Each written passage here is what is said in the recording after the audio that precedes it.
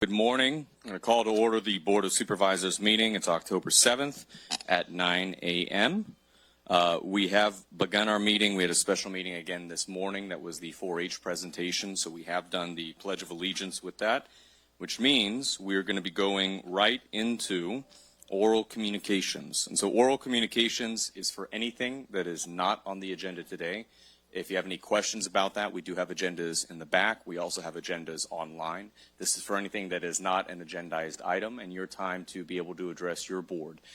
So we'll be opening up oral communications. If anybody has a comment to make to the board, please come forward. You'll have 3 minutes. There'll be a beep at 1 minute, letting you know you got 1 minute left. Good morning. Good morning. Mike DeAnda, business representative for Operating Engineers. I'd like to talk to you about our ongoing negotiations this morning. As you probably are aware, negotiations have stalled. And this month has been 1 year since the contract's expired. So 1 year. We've been bargaining in good faith, and we have not come to even one tentative agreement. Staggering, not one tentative agreement. The premises for us as a negotiator is to increase wages, and that's based on market and COLAs, and to negotiate healthcare cost increases for premiums. That's kind of the tip of the spear for the negotiations. The current offer that the board has offered us of one-time money and the increases towards healthcare have fallen way short. I want you guys to keep in mind, and I don't know if all of you know this, but the last wage increase for the two bargaining units I represent, that OE3 represent, was 3 years ago this month. Okay, COLA has went up over 20% since then, 2021, 2022. The last time the county increased their monthly contributions towards healthcare for the healthcare unit that I represent, 2021, 2022, the employees have been asked to take the burden of 100% of all these increases over the last year. So just keep that in mind. The COLA increase for CPIs went up over 20%. Healthcare has skyrocketed 30 to 40%. You have employees who were hired 6 years ago are taking home less money today than they did 6 years ago. Have an employee told me he was hired 3 years ago, received a promotion plus step increases, and is still taking home less than the day he started. So I just want I want the public to know that we're not against raises for everybody, but I know all of you, except for Board Member Kirk, accepted a raise, and that's reoccurring money. And what we've been offered is not that. And keep in mind, remember what I said, these units have not received a wage in over 3 years. They have not received any help in increases towards health care in 3 to 4 years. So there's an elevator job being done, to me shouldn't have been approved, over $2 million, a loan with interest. A comp study, over almost $100,000. It's incomplete, full of errors. And you've hired an attorney to do your lead negotiations. And in my mind, in my view, he's a messenger. And I think that cost is somewhere around $250,000. Thank you. Great, thank you.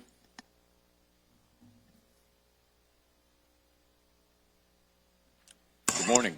Good morning. My name is Christopher Butner. As a 10-year Motherlode resident, I am dismayed by the malfeasance and corruption exhibited by numerous high-ranking elected and appointed government officials in several Motherlode counties. I address you today as a concerned citizen and community journalist answering the call to action appearing in Engage Tuolumne's October 3rd newsletter concerning Tuolumne County District 1 Supervisor Mike Holland and the allegation of his theft of water for his private company's construction project. I applaud Engage Tuolumne for doing the important investigative work that now demands timely action from Tuolumne County's law enforcement and administration. It now also demands a factual, credible explanation and accountability from Supervisor Holland for having either allegedly illegally tapped a TUD-owned water line or having allegedly illegally tapped a Tuolumne County-owned water line. The Union Democrat understandably struggles to cover government malfeasance and corruption with its limited and strained resources, despite the best intentions of its conscientious editor. Engage Tuolumne's timely article concerning Supervisor Holland's alleged malfeasance filled the void not yet filled by the Union Democrat.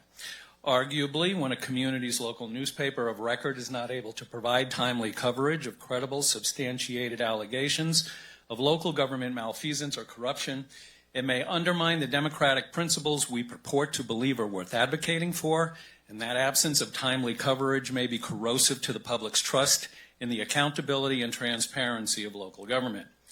FPPC violations are a particular interest of mine. Recently, I found a public record from February 2024 pertaining to Mr. Holland's campaign finances, where a warning letter was issued by the Enforcement Division of the California Fair Political Practices Commission concerning then-candidate Holland's 2 violations of the Political Reform Act. My investigative research and documentation is responsible for 4 current Calaveras County District Supervisors having been placed under investigation by the Fair Political Practices Commission for allegations of their respective multiple violations of the Political Reform Act. My name is Christopher Butner. I invite you to visit my government accountability blog, Calaveras2026election.com, for another example of how a citizen journalist willing to do the heavy lifting of detailed and factual investigative work can affect local government, transparency, and accountability for positive change in their community. Now, what do you have to say publicly in your defense, Supervisor Holland?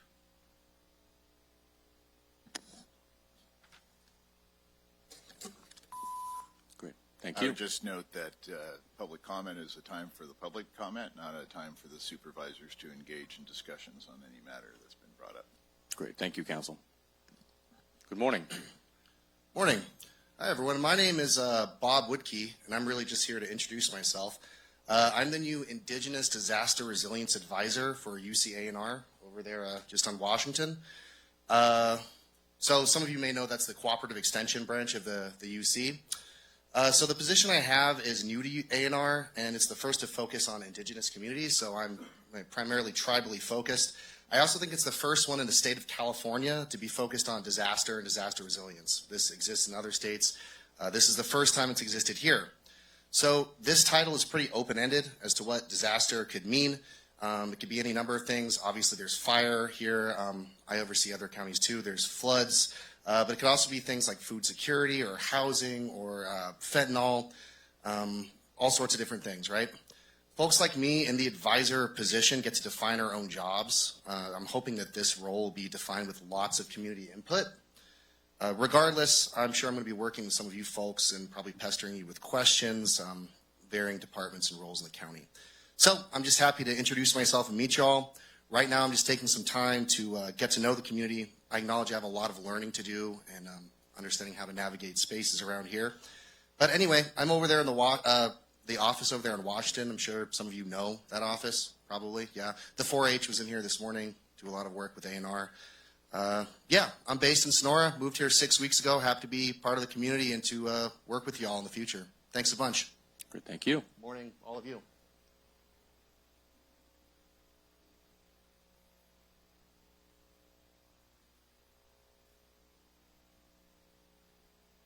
Good morning. Good morning, Chairman Brandon and Supervisors.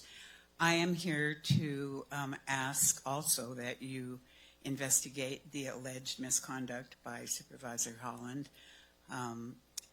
and potentially one of your staff members who has decided to overlook and pull a red tag that was issued. We citizens are aware that this action happened, and I think it's important that our supervisors are held to a high standard of obeying the laws and rules of our county. And if they are not, then why should we as members of the community do so? I just would like you to please consider investigating this and correcting it. Everybody can make a mistake, so I think people are open to that so long as it's corrected. If not, I'm sure that the grand jury will be on this issue in the next grand jury. Thank you for listening. Thank you. Do we have additional oral communications to the board?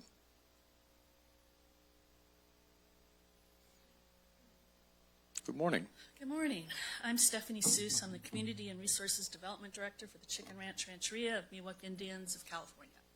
I'm here because should have written this out. October 16th, Thursday. Next Thursday at the Chacachina Learning Center, which is the old Boomers building in Jamestown, we're inviting everyone and anyone to a community visioning session about a Rails with Trails feasibility study that we are looking at. This came out of the Jamestown Happiness Project, which is a way for the tribe to reach out and communicate with Jamestown, which came out about 2 years ago. We've been working with TCTC, Blue Zones, and Sierra Railroad on this. So we're looking, I've seen the report, it looks interesting. But this came out again of Jamestown Happiness Project, where the community was looking for more access to recreational opportunities, connectivity from the tribal perspective along the railroad to Jamestown. So we're inviting everyone. I think we sent out a lot of emails too about this. So anyway, it's 5:30 to 8 o'clock, October 16th at the Chacachino Center. You're invited. Thank you. Please come forward. Good morning. Good morning to all of you. Patricia Ray, again with my most tiresome toxic dump that I want to flesh out the situation. It is not a private nuisance, though in the past some county staff have treated it as such. It's a neighborhood issue. Not everyone can make it to meetings. Now some giant piles of serpentine rock, asphalt, concrete, etc., have not been picked up in years. County ordinances say they will be picked up or used in a matter of weeks. A little house is supposed to be built in the midst of that. Who would live in it? And lest anyone in this room think I'm full of hyperbole, there are many videos available to see this disgusting mess. You could ask me at a break where to see these videos. The view from a person's home or property has been treated by county staff as not important, expendable, but what it is an intangible asset.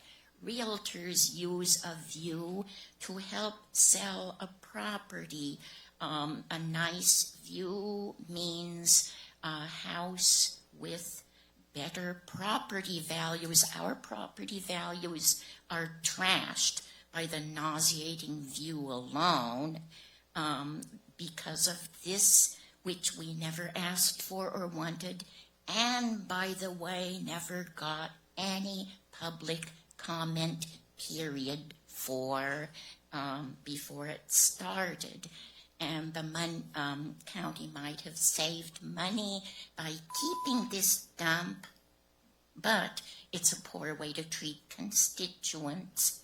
And I think I have covered this for now, but we'll be back. Thank you. Thank you. And do we have additional oral communications to the board? Good morning. Good morning, Board. My name is Tim Gillespie. I work for Tuolumne County Transit Agency. And I just wanted to let you guys know and the public that we are in the process of updating our short-range transit plan and coordinated transit human services transportation plan. Both of these plans together kind of guide our transportation operations over the next 5 years. They help us get funding They help get projects get put into the overall plan. And so right now, I just wanted to let you guys know that we're doing a survey. So we're in the process of having a month-and-a-half long survey.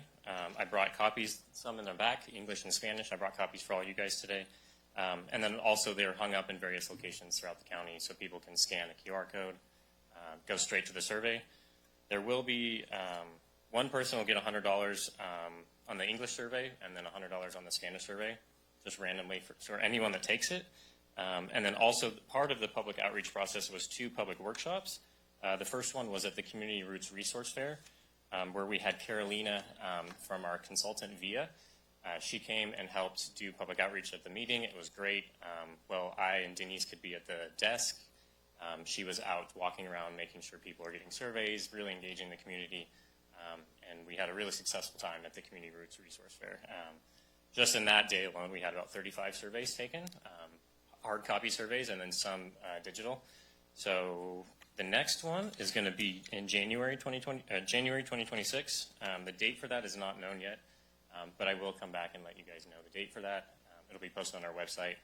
More information for this plan, tuolumnecountytransit.com/future transit planning is the full URL, or you could just go to our website under opportunities, SRT, this SRT landing page. You guys will see it there.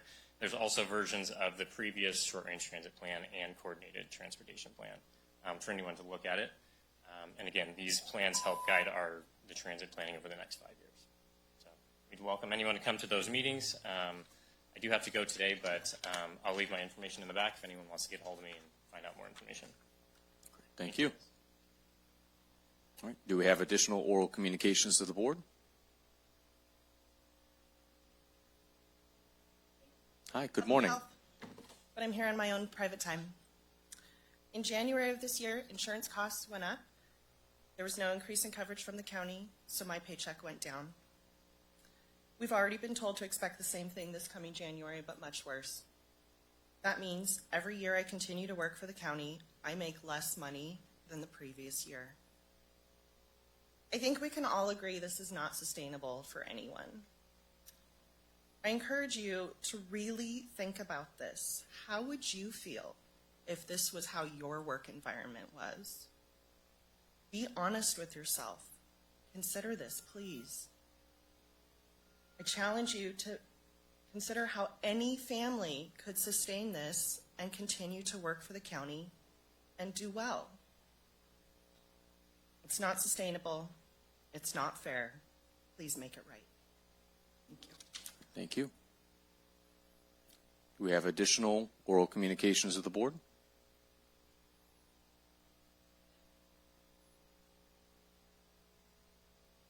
Good morning.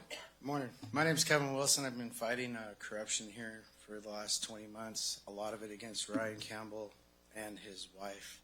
I just want to let the board know and everybody else know, be very careful around them. I do have obtained videos from the Sheriff's Department calling the FBI on them for the mass kidnapping that's going on, the drug supporting with inside his wife's courtroom, and the child abuse supporting. My committee has gone as far as putting cameras inside there to prove it. We have put cameras on the streets. I record myself constantly with multiple different agencies going on up here. We are going to be making this stuff very public.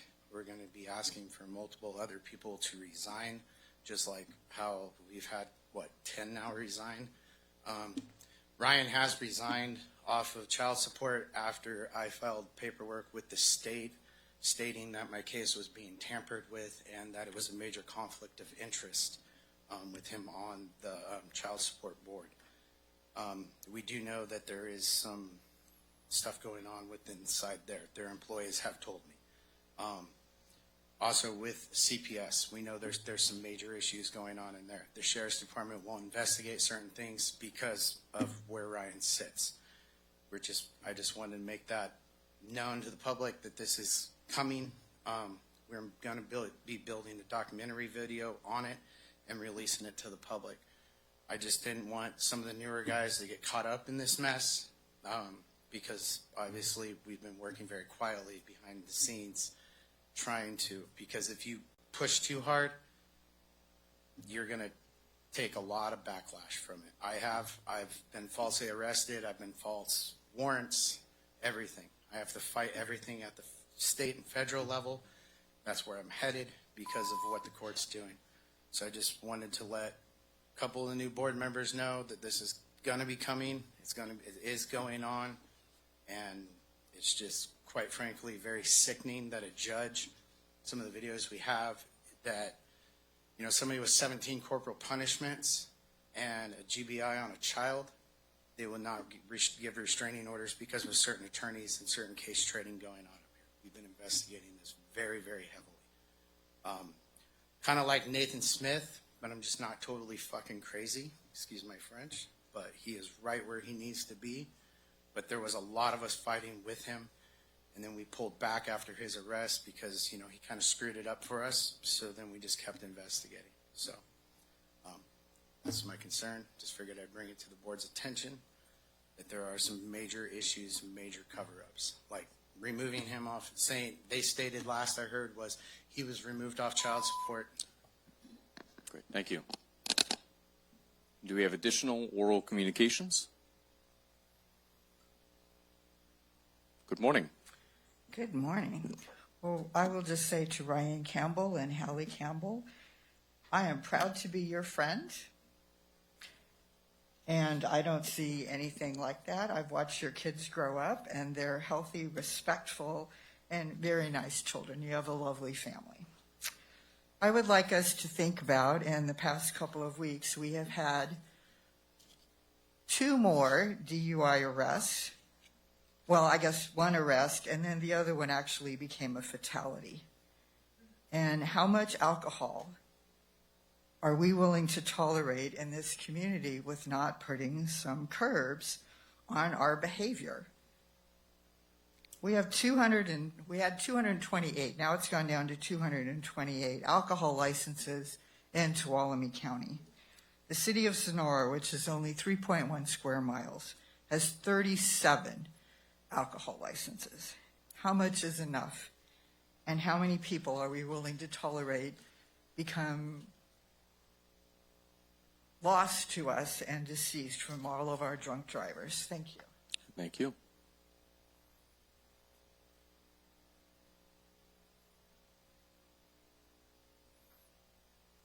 Good morning. Good morning. My name And is Renee. if you don't mind with the mic, just moving it down a little bit. Thank you. My name is Renee Slay. I work for social services. I am an eligibility worker. When I was growing up, having a position with the county felt very prestigious. It was something that you longed for. You knew that you could make a good wage, a good retirement, and unfortunately, that's no longer the case. I am now in my 50s. I'm looking forward to retirement, and I don't know when that's going to happen for me.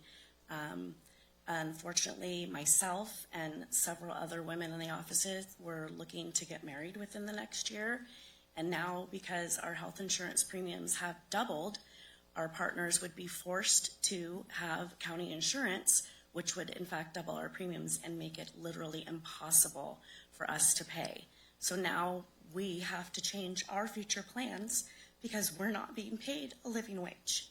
So I would really like you to think about that when you think about the financial problems that you think you're having. Think about the people who can no longer get married because they can't afford the benefits that the county is offering them. Thank you. Great, thank you. All right. Do we have additional oral communications?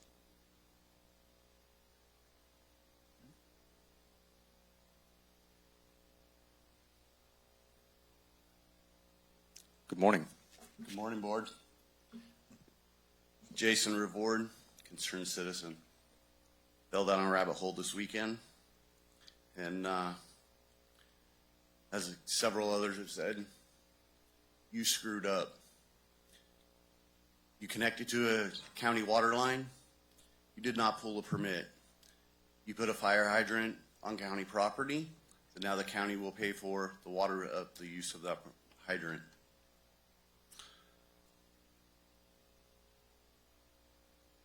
You're not just a beginning contractor. This isn't your first rodeo. You've done this. You started your mission on saying that you were going to disseminate the CDD, which you're successfully doing. You have set up people. This refers to you, Mike. You were going into offices, going to make an office because of where it sits, and you're going to be the boss of the community development department. A lot of people aren't really happy with it. Hooking up to this water line is a crime. You know this. We all do. You're now causing our intern CAO to spend time to follow you around to make sure that you don't say anything inappropriate to the people in that office.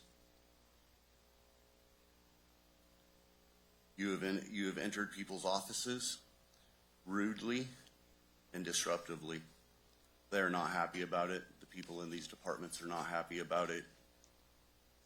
When everything comes out and the investigation is finished, I hope you resign. I'm not proud to come up here and say this about any of our board members. This is really starting to bother me.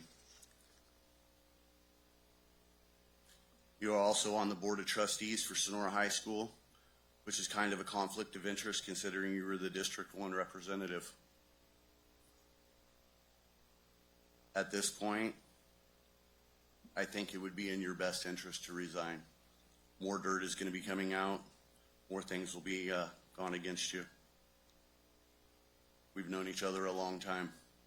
We went to school together. Make this right, Mike. Make this right for our community. All of you.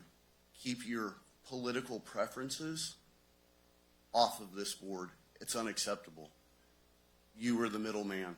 You were the one that, Steve, you were the one that, you guys have said it before, it's 2 against 3. You know what? We don't need this for our community. We don't need any of this political bullshit. And sorry, that's the time. Thank you. Thank you. Do we have additional oral communications of the board?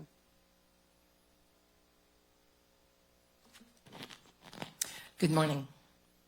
According to the Institute of Local Governments, the consent calendar is a mechanism that gathers up routine, non-controversial items and allow them to be approved in a single vote without discussion. It is intended to streamline meetings by handling low-risk items together. Here are ways the consent calendar might be misused. Items that warrant public scrutiny can be placed on the consent calendar so they pass full discussion and slide through with minimal attention. 2, because items are in bundles, there is less likelihood that the public or even some elected officials who haven't read the agenda packet miss what each item is about, and partly due to vague descriptions. 3, if public comment or input on consent calendar items is restricted or not well advertised, then citizens may not realize important items are being decided. 4, when matters are approved via consent, elected officials may hide their positions or avoid having to explain their decisions. 5, by approving many items at once, officials might rush through decisions without adequate review, especially financial miscalculations. 6, placing too many items on consent calendar, including ones that should normally have full discussion, allows the avoidance of debate or dissent. From what I understand, board members can pull an item from the agenda, from the consent agenda, but the public can also pull a consent item. Just thought the public should know that. Also, our Tuolumne County Grand Jury has found several abuses over the last few years. Don't be afraid of public debate or dissent. Please be transparent. Don't hide things from the public. Thank you. Do we have additional, and I hate to be the stickler because I do this on all items, we do have this come up. We ask that we don't want folks to come up and be booed. We also have to ask and this is a request, to also not applaud on items as well, because we don't want anybody to feel that this is performative and that they're not safe speaking to the board honestly and truthfully. So sorry to have to be brutal on that, but I try to be very fair on that. Do we have any additional oral communications to the board? Hi, good morning. Good morning. I just wanted to ask, we have the Tuolumne County Homelessness Committee meeting once a month, and I think that this one is canceled coming up, and I just wanted to ask to take consideration if it's going to be several in a row. Maybe, I don't know if it's a bylaw, or maybe I'm wrong about how many have been canceled, but if a board member can't make it, or if there's a reason to be canceled, if we can consider maybe adjusting that, because there are several of us that would like to attend on a regular basis, and or at least represent the population that we serve.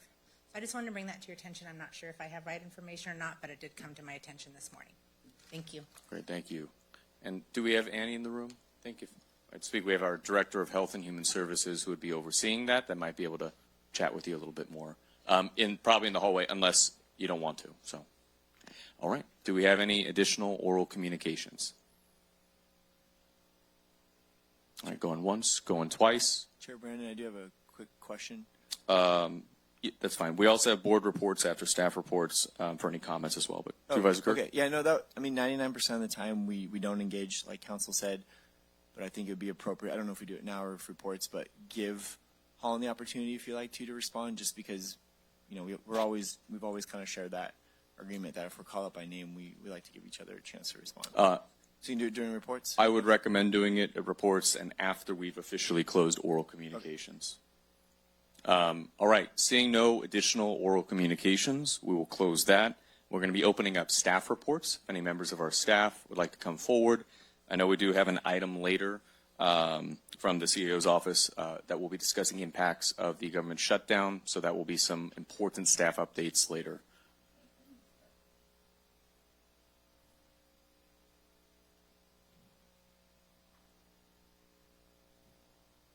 Good morning. Morning.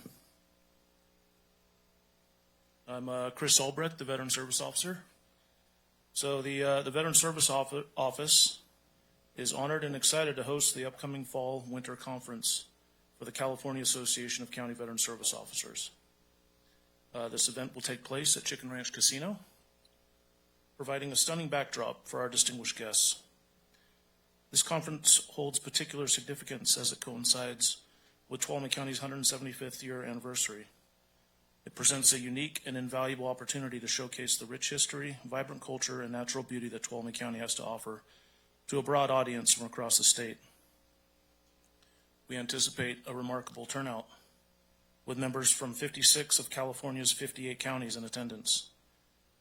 This gathering serves as a crucial platform for networking, collaboration, and the exchange of best practices among veteran service professionals. Furthermore, it provides an essential opportunity for all attendees to receive continuing education, ensuring that we remain at the forefront of providing the highest quality and most effective services to our deserving veterans. Your dedicated Veteran Service Office team has been working tirelessly to plan every detail of the conference. Our goal is to ensure that every participant enjoys a meaningful, informative, and fun-filled week while experiencing the warm hospitality of our home in Tuolumne County.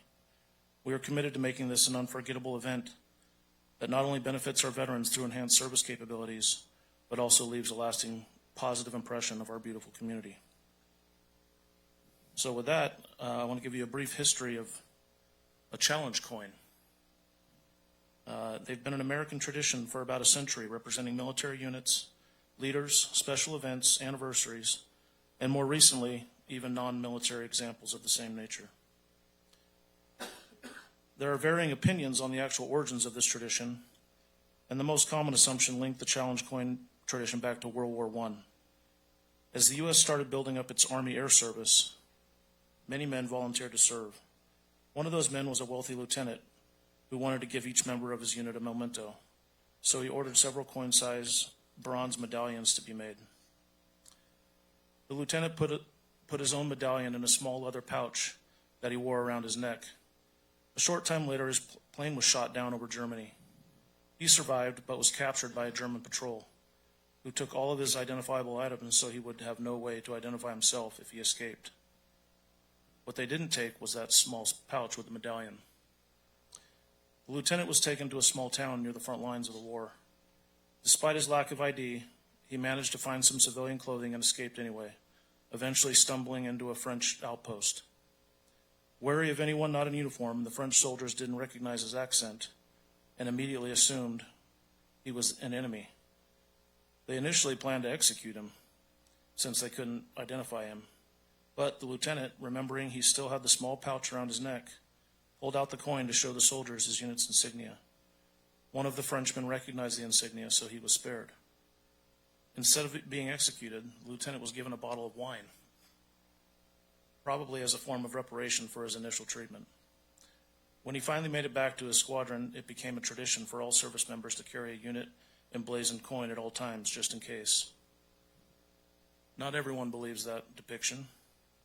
Others say the tradition started in Vietnam, when an Army infantry-run bar tried to keep non-infantry men away by forcing quote-unquote outsiders to buy drinks for the whole bar if they couldn't prove they had been in combat. The proof started with enemy bullets, then got a little out of control with grenades, rockets, and unexploded ordnance. So a coin-sized item emblazoned with the unit's insignia became the accepted form of proof. This tradition, now known as a coin check, continues today, hence it being called a challenge coin.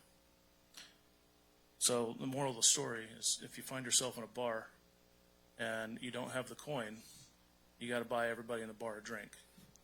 So I wanted to commemorate our conference with a coin I had made, and I want to present each of you with one of them, if that's okay. Thank you.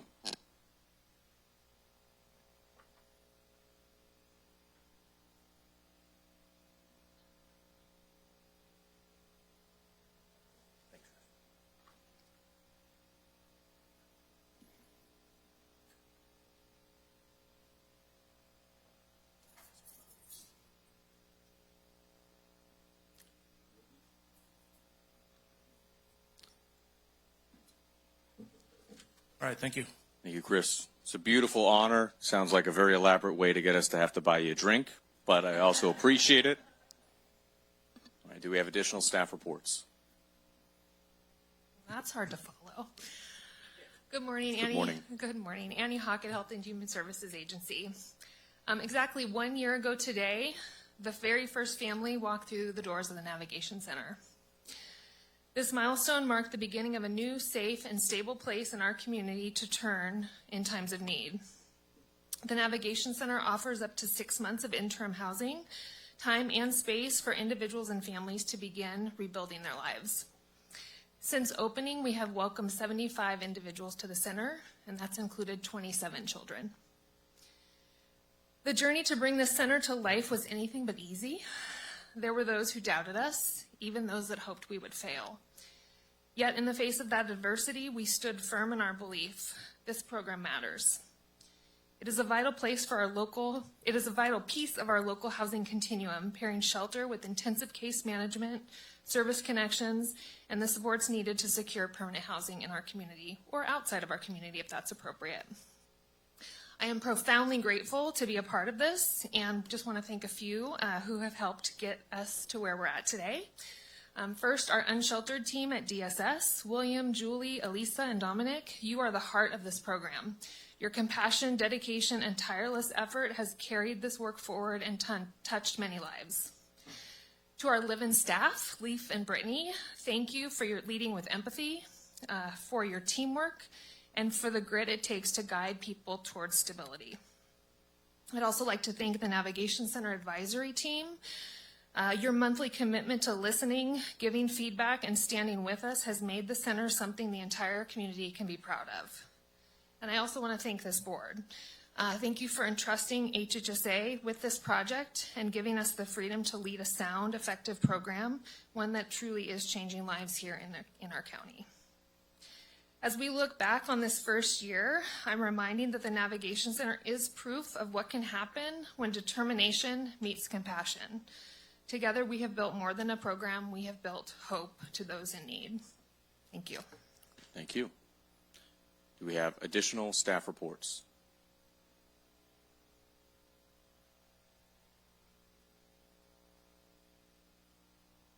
It's that long walk. It is a long walk. Good morning. Good morning, Board. Donnie McNair, County Clerk and Auditor Controller. As you may know, we have a special election on November 4th. Yesterday, a mail-in ballot was sent to all registered voters. If you have not received your ballot by October 15th, please reach out to the elections office at 533-5570. We can suspend and reissue your ballots. The last day to request a mail-in ballot is October 28th. The last day to register to vote is October 20th, but you can come into the elections office or a vote center to vote a conditional ballot through the date of the election. Thank you. Great, thank you.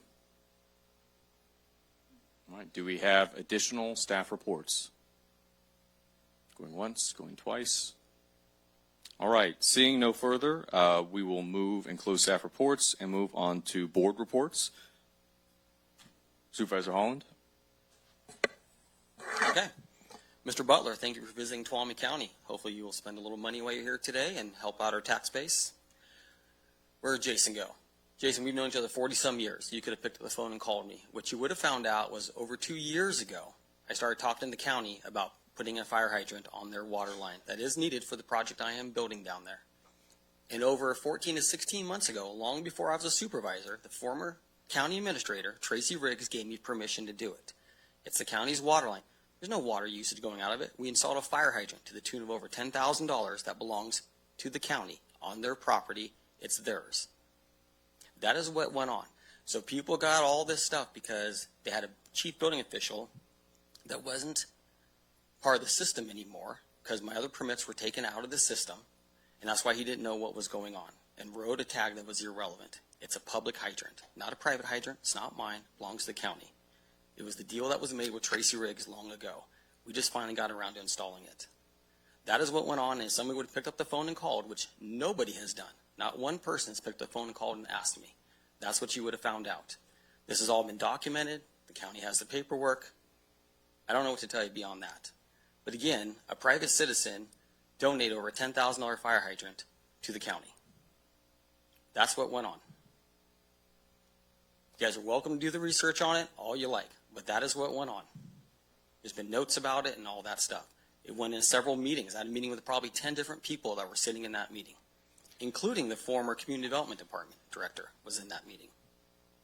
Okay. Supervisor, I think we're moving a little bit beyond the board report. That's fine. I'm done now. Have additional board reports? Supervisor Griefer. Just kind of a quick update. Still, I would like to thank SBA and Dory and a number of other organizations that have been out to the Chinese camp area. We are actively in phase 1 and soon to be phase 2 cleanups of that. There's been a lot of conversation both on the local level and the national level, national as well, regarding the cleanup. So we are moving forward on that. I know that there's been some discussion about how, when, where. We are working on addressing all that. So I encourage anybody who has some concerns or questions to reach out either to myself. We will be having another town hall. We will continue to work with our partners.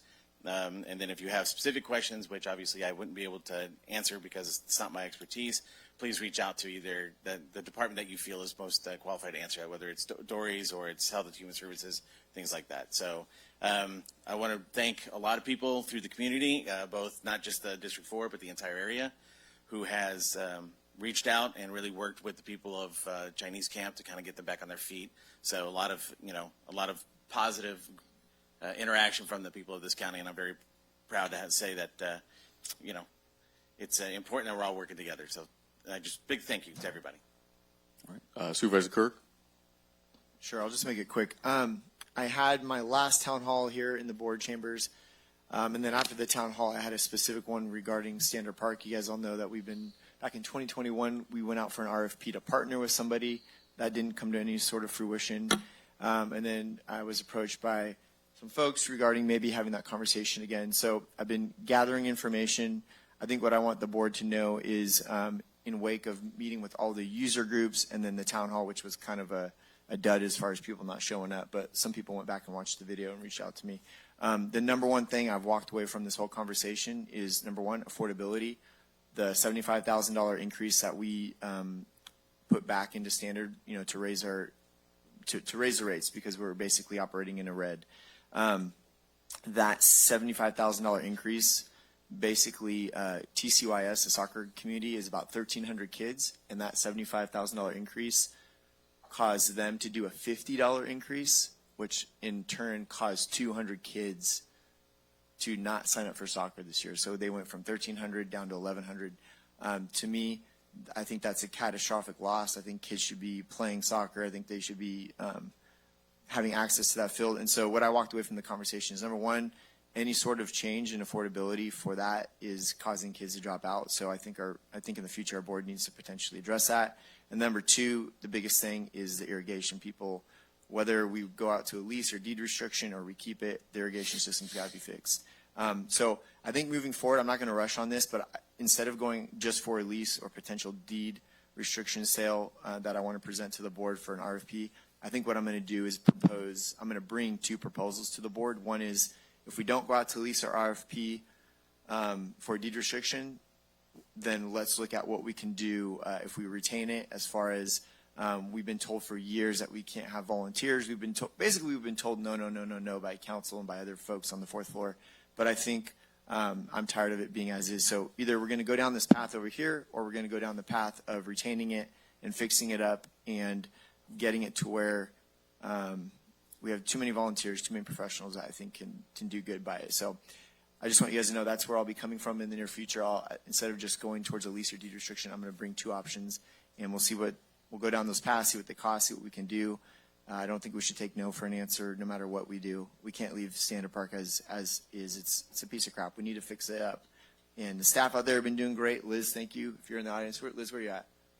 You here? No? Okay. Liz has been doing great putting on that hat and getting people to do some work out there. So I think we're on a good path, and I think I'll bring more options forward instead of just the few that I had in mind. I'll leave it at that. Thank you.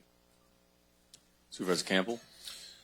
It's hard because this is not agendized, and we can't get into a discussion about it. I agree with your position that we need to invest in the park and shore it up.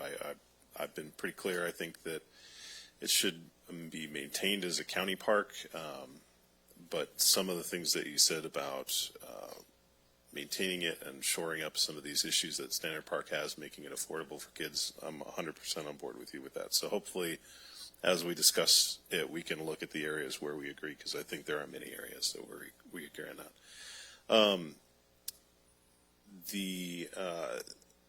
I wasn't sure whether to go into it or not, but it's been brought up a couple of times about my wife and her position as a Superior Court judge for Tuolumne County. And it's happened a number of times in the past where, and I really can't speak about any particular one person or any speaker that's come to the board meeting, and I'll explain why. There are, one of the roles that my wife has as a judge is family law. If you know what family law is, it's one of the most difficult areas of law to be practicing in or to be a judge for, because what you're dealing with is people that have relationships that are falling apart. You have child custody issues. You have financial issues. All of the things that people are very passionate about. And sometimes in those cases there is abuse. It's required to remove children from abusive households, to look into abuse allegations between partners, and sometimes judges make decisions that one side or the other is not happy with.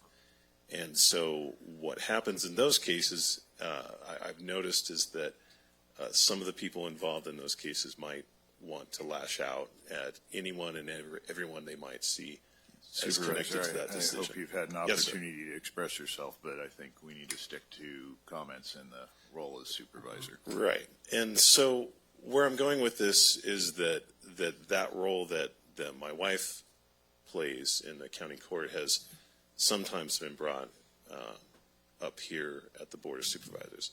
I can tell you I have nothing to do with any decisions that are made at the courts, and so it really isn't in my purview, and it's really not something I know anything about. But just to provide some context for people to see why this kind of is bleeding over into the work of county government.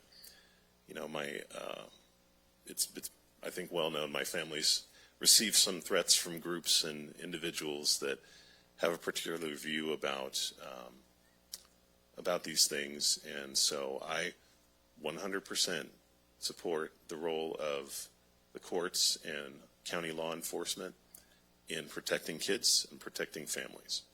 And I make no apologies for any of that. And so if people want to complain about anything, I say they're welcome to that, because I'm never going to not support law enforcement and the courts when they're defending kids. So that's all I have to say about that. Hopefully that provides a little context for some of the things that have been said in this room that people might not understand, and I'll leave it there. Okay, great. I had a couple of town halls, one in Columbia, one in Jamestown. Both of them love to have more attendance, but I think it was a good group and it was a good discussion. Talked about any issues on people's minds, some of the county budget issues, definitely issues that are affecting our staff as well. I think it's clear, and I want to see an open secret on it. I said it over and over, but our staff do more work than surrounding counties per capita. They often do it for less compensation. And it's just something that we should recognize, that nothing here is permitted, programs helping those kids in those households, without the work of somebody actually going in and having that difficult job. A lot of that surrounded Jamestown Sanitary District. They have a rate increase that they're proposing under Prop 218. If any Jamestown residents have questions, I'm encouraging everybody, please reach out to me, because it's a situation of inheriting bad decisions from the past where there are only a limited number of not great solutions. Frankly, all of them suck. There are some opportunities of how it could move to be better in the future. But where there is a debt owed and there has a capital expenditure not paid, it's really a matter of how and when that's paid, but it ends up being on the folks who are in the district. I'm happy to walk through what has been 3 years of conversations on that. I want to make sure people are making informed decisions. I had a meeting with Caltrans District 10 on the signage in front of Parrots Ferry at the Pedro Y, as well as a number of meetings and discussions about some clearance with the sheriff's still in here. Appreciate the attention to Rawhide Bridge issues and Public Works attention to a number of traffic issues. There's been some extremely concerning news to the board about hydrogen yesterday related to the Arches program, which I'm worried about how it may affect upcoming hydrogen biomass projects within the county, the ending of those federal subsidies. Had a meeting with Senator Schiff's office staff referencing some of the federal issues that we are dealing with. I also want to announce that I've been working on with a small team, fundraiser for the survivors victims of Chinese camp through the Sonora Area Foundation. It will be November 14th from 6 to 8 p.m. This will be booking effectively all of Chicken Ranch, and I appreciate Chicken Ranch's support for this. We have a number of donors. I know Matt's been helping with getting the word out in the emails there. We're hoping to see several hundred tickets sold and a number of business sponsors, with the goal that all of that is to raise money for recovery. You get money from FEMA and that for certain things, but sometimes people need flexible help. Sonora Area Foundation is a trusted community partner. So please reach out if you're interested, you want to buy tickets, you want to be supportive of that. We're also setting up some meetings with the supervisors of Butte County Paradise Town Council. There's a nonprofit builder from the Caldor fire that came down talking about recovery building. And we have an item on here from Golden State Finance about the recover funds from flood victims, asking about whether that would apply forward to fire victims as well. Other than that, I wanted to say that we had a legend in Columbia Pass, Roger Kirby. You know, the Columbia Piano Man. Columbia has a long history of having piano guys, and Roger brought a song to everybody. He passed away this past week. And just to whatever your favorite tune is, think of it and think of Roger a little bit. That's my update. Okay. So with that, we'll close board reports and we'll move to the consent calendar. Any members of the board would like to pull any items off of consent, now would be the time. Supervisor Campbell? Yeah, Chair, I'd like to pull off item, I think it was number 8, item 8, the resolution. Do we have any additional items to pull? All right, seeing none. The clerk... Mr. Chairman, on Yes. item 8, I do have some advice to give on that. I noticed that the polling place is open downstairs, and I think the timing of this is a little awkward because anybody advocating, stepping up to the podium to advocate one way. And Council, not to interrupt, since we're pulling it, that will be after the consent calendar. Can we have the comments on that after? Sure. Is that okay? Okay. If the clerk can read items on the consent calendar, 1 through 11 minus 8. Item number 1, approving the minutes of the September 15, 2025 and September 16, 2025 special meetings. Item number 2, finding that a summary of ordinance number 3484 was published on October 02, 2025 in the Union Democrat as required by law. Item number 3, adopting Resolution 80-25, honoring the life and legacy of Helen Coates, Elder of the Southern Sierra Miwok. Item number 4, approving grant agreement number OP26015 with the California Office of Traffic Safety to fund the public distribution of child safety seats and provide child safety seat education in the amount of $77,672, commencing on October 1, 2025, and ending on September 30, 2026, and authorizing the county administrative officer to sign all grant-related documents included in the fiscal year 2025-26 adopted budget. Item number 5, adopting Resolution 81-25, declaring October 2025 to be Domestic Violence Awareness Month in Tuolumne County. Item number 6, adopting Resolution 82-25, authorizing application and signature delegation to the County Administrative Officer for California Office of Emergency Services Unserved/Underserved UV Program request for application for non-competitive funding from January 1, 2026 through December 31, 2026. Item number 7, approving the reappointment of Sherry Bradley and Kathy Peacock with terms to expire June 30, 2028, and appointment of Blake Jolman with a term to expire August 31, 2028 to the Tuolumne County Behavioral Health Advisory Board. Item number 9, adopting Resolution 84-25, continuing the local health emergency in Tuolumne County due to the immediate public health threat caused by hazardous waste and debris from the TCU September Lightning Complex fire as required by California Health and Safety Code Section 101080. Item number 10, adopting Resolution 85-25 to approve the 2025-2026 Memorandum of Understanding between the County of Tuolumne and the Tuolumne County Deputy Sheriff's Association.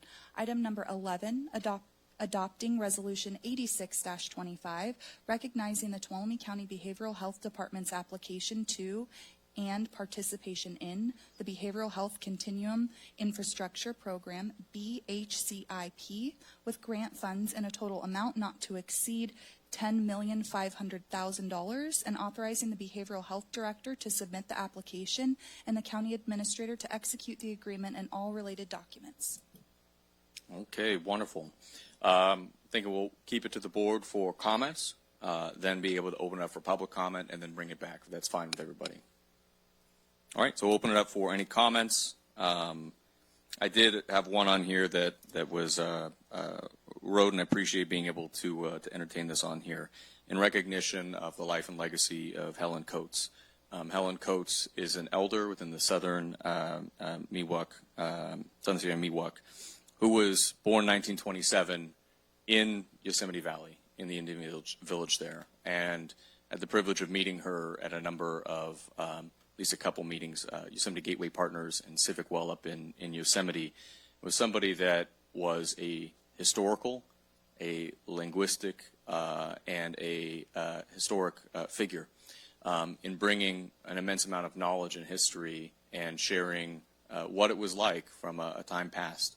I think it's a beautifully written resolution, and this is in conjunction with the surrounding counties. I know that there was a celebration of life and a recognition that occurred a couple weekends ago of her passing, and that adding as county agencies, we should be cognizant and recognize the cultures and people that were here before us, and recognize the life of a remarkable and incredible elder and community leader. So thank you for allowing me to have that, and also thank you to Sherry Bradley and Kathy Peacock for coming back onto the Behavioral Health Advisory Board to really stand up people. Supervisor Campbell? Yeah, I agree 100% with the last comment on those two individuals. I also really wanted to highlight and thank our district attorney and our victim witness group with the district attorney's office for highlighting Domestic Violence Awareness Month in Tuolumne County. That's an agenda item, and it's something that's unbelievably common in our community and in our society. And if you haven't needed the services of our victim witness department, I'm good. That's good for you. But if you have needed those, you know how important it is and what a vital resource it is in our community, and what they do for people that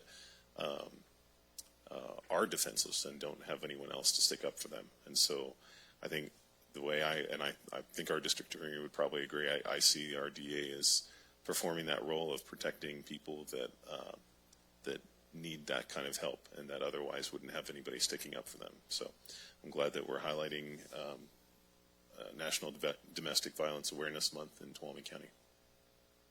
Supervisor Griefer? Thank you. Exactly what both of my colleagues said. So anytime people volunteer to do work, I appreciate it. So Kathy and Sherry, thank you for volunteering. Again, to echo Supervisor Campbell's position on the domestic violence, we could have a really great program, but if we don't have great people to support that, the staff and the others, that's a job that I couldn't do. It's so I'm glad that this is being brought forward. It's important. I mean, domestic violence is horrible. It gets even worse during the holidays, so things get super stressed. So I just want to say thank you. I've seen, their work firsthand in my prior profession. I've seen it firsthand, I should say. So I appreciate their efforts. Child safety, the grant for that, anything that we can do to save young lives, whether it's education or it's car seats or things like that, I've obviously support 100%. And lastly, to Supervisor Brandon's point about Ms. Coates, I had not had the privilege to meet her, but she was definitely a legend from what I've heard and everybody that I've spoke to. So to her family, I've heard nothing but just outstanding things. So she obviously was an outstanding person. So I'm glad to be a part of this resolution. Thank you.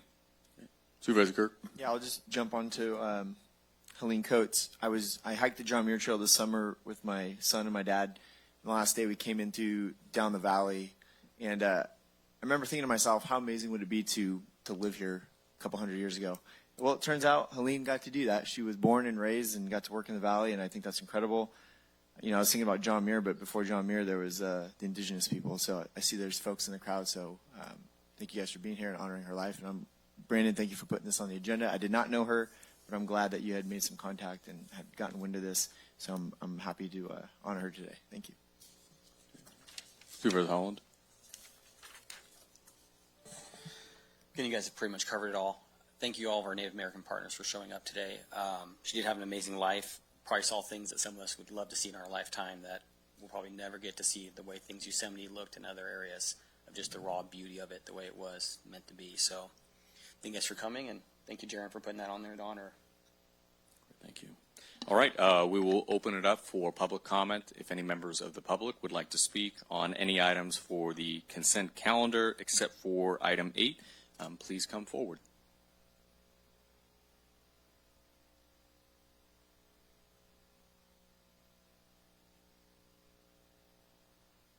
Good morning. Good morning. I'm going to be speaking on item 5. So my name is Aubriana McNamara, advocate with the Center for a Nonviolent Community, also known as CNVC. CNVC is our local domestic violence, sexual assault, and human traffic crisis agency, and our agency provides 24/7 support to all survivors in our county who have experienced interpersonal or sexual violence. I want to thank you for your consideration in declaring October Domestic Violence Awareness Month. And this year's national theme for Domestic Violence Awareness Month is With Survivors Always. With that theme in mind, I would like to speak directly to our community and each of you about the different ways we can stand with survivors of domestic violence. In California alone, over 40% of women and 32% of men will experience intimate partner violence in their lifetimes if they haven't already. And since October of last year, the Center for a Nonviolent Community has provided 5,917 services to 574 survivors of domestic violence. In the course of a year, that averages about 48 people per month and 11 people per week who have disclosed domestic violence to our agency. And these are the people who have reached out for help from us. That doesn't include the countless survivors that have not reported or reached out for supportive services, along with the children whose lives are equally impacted by domestic violence and who often have no voice or power to choose differently. For those who did access CNVC as a resource, services they could have received include, but are not limited to, emergency response to law enforcement and medical facilities, accompaniment to medical legal exams, accompaniment to law enforcement interviews, individual advocacy services such as safety planning, peer counseling, and providing basics like food, clothing, and emergency shelter. All of these services are confidential and anonymous and are available 24/7 through our crisis line, or you can walk into our business office at 178 Fairview Lane. I want to take a moment to thank all of our partnering agencies for all the work that they do. We understand that it takes a lot of character to walk alongside these individuals with dignity, respect, compassion, and unwavering support. And that's exactly what they do. I'm truly honored to be alongside them. We did have our Paint the Town Purple event last week, so in case any of you guys are wondering why purple, historically it was the color of royalty, expensive, rare, and worn by the powerful. But today we use purple as a symbol for not power over others, but power within survivors. So our staff and community partners put the ribbons up and down Washington Street, and we also had a lot of businesses that are willing to support us by adding purple menu items. But another way that you can show it for survivors is by wearing purple on Purple Thursday, which is October 16th. When we wear purple, we say, you're not alone, your story matters, and your dignity will never be taken away. We wear it proudly, with survivors, always.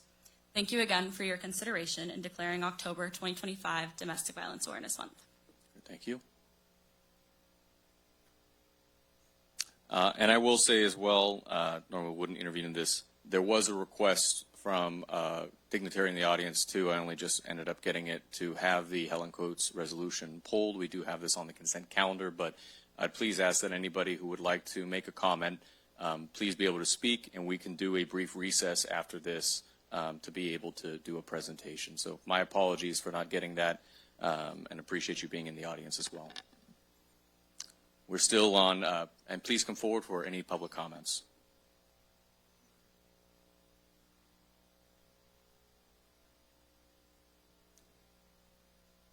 Good morning. Good morning.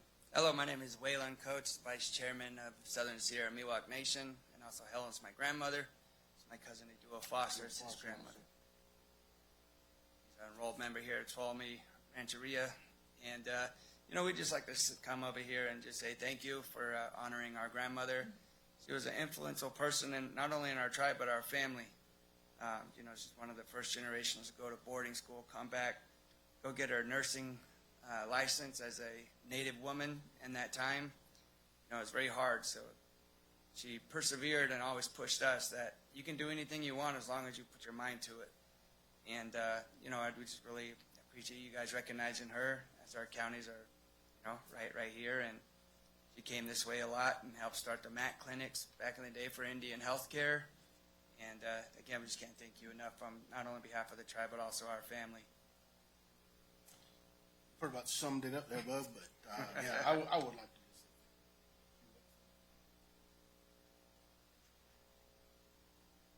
thank you all. Thank you. All right, and do we have additional public comments? Again, this is consent calendar items minus item 8.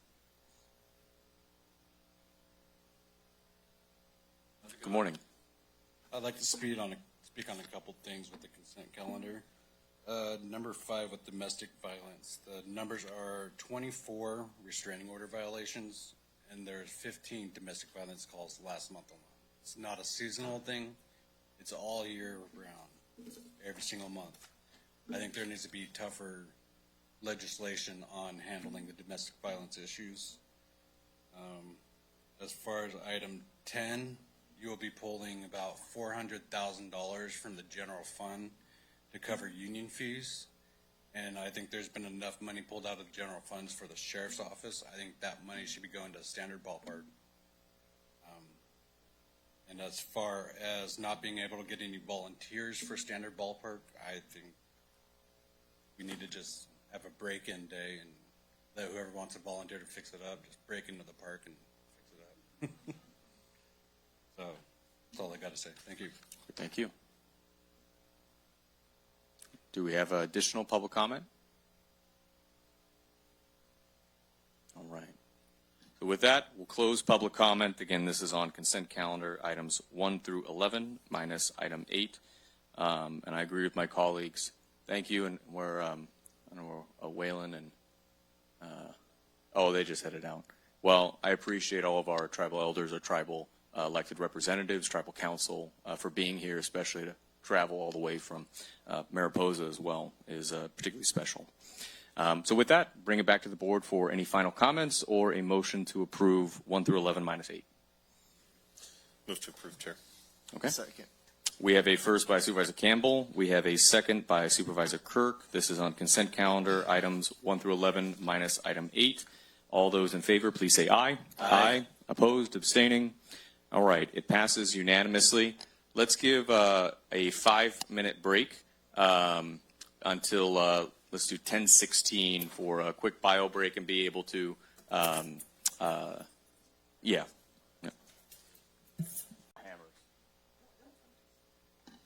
All right, thank you, everybody. We're reconvening the board meeting at 10:17. This will be for item 8. I believe we do have to read the item first and then can move to Supervisor Griefer for a comment. Point of order, Supervisor Chair. Griefer, yeah. Thank you. I just didn't know if we had to read it first. No, so it's been brought to my attention that although the intent behind this document was to be discussed here today, because we are within the sphere of elections downstairs, it would violate campaign laws. Therefore, I am going to pull this item not for discussion. Okay.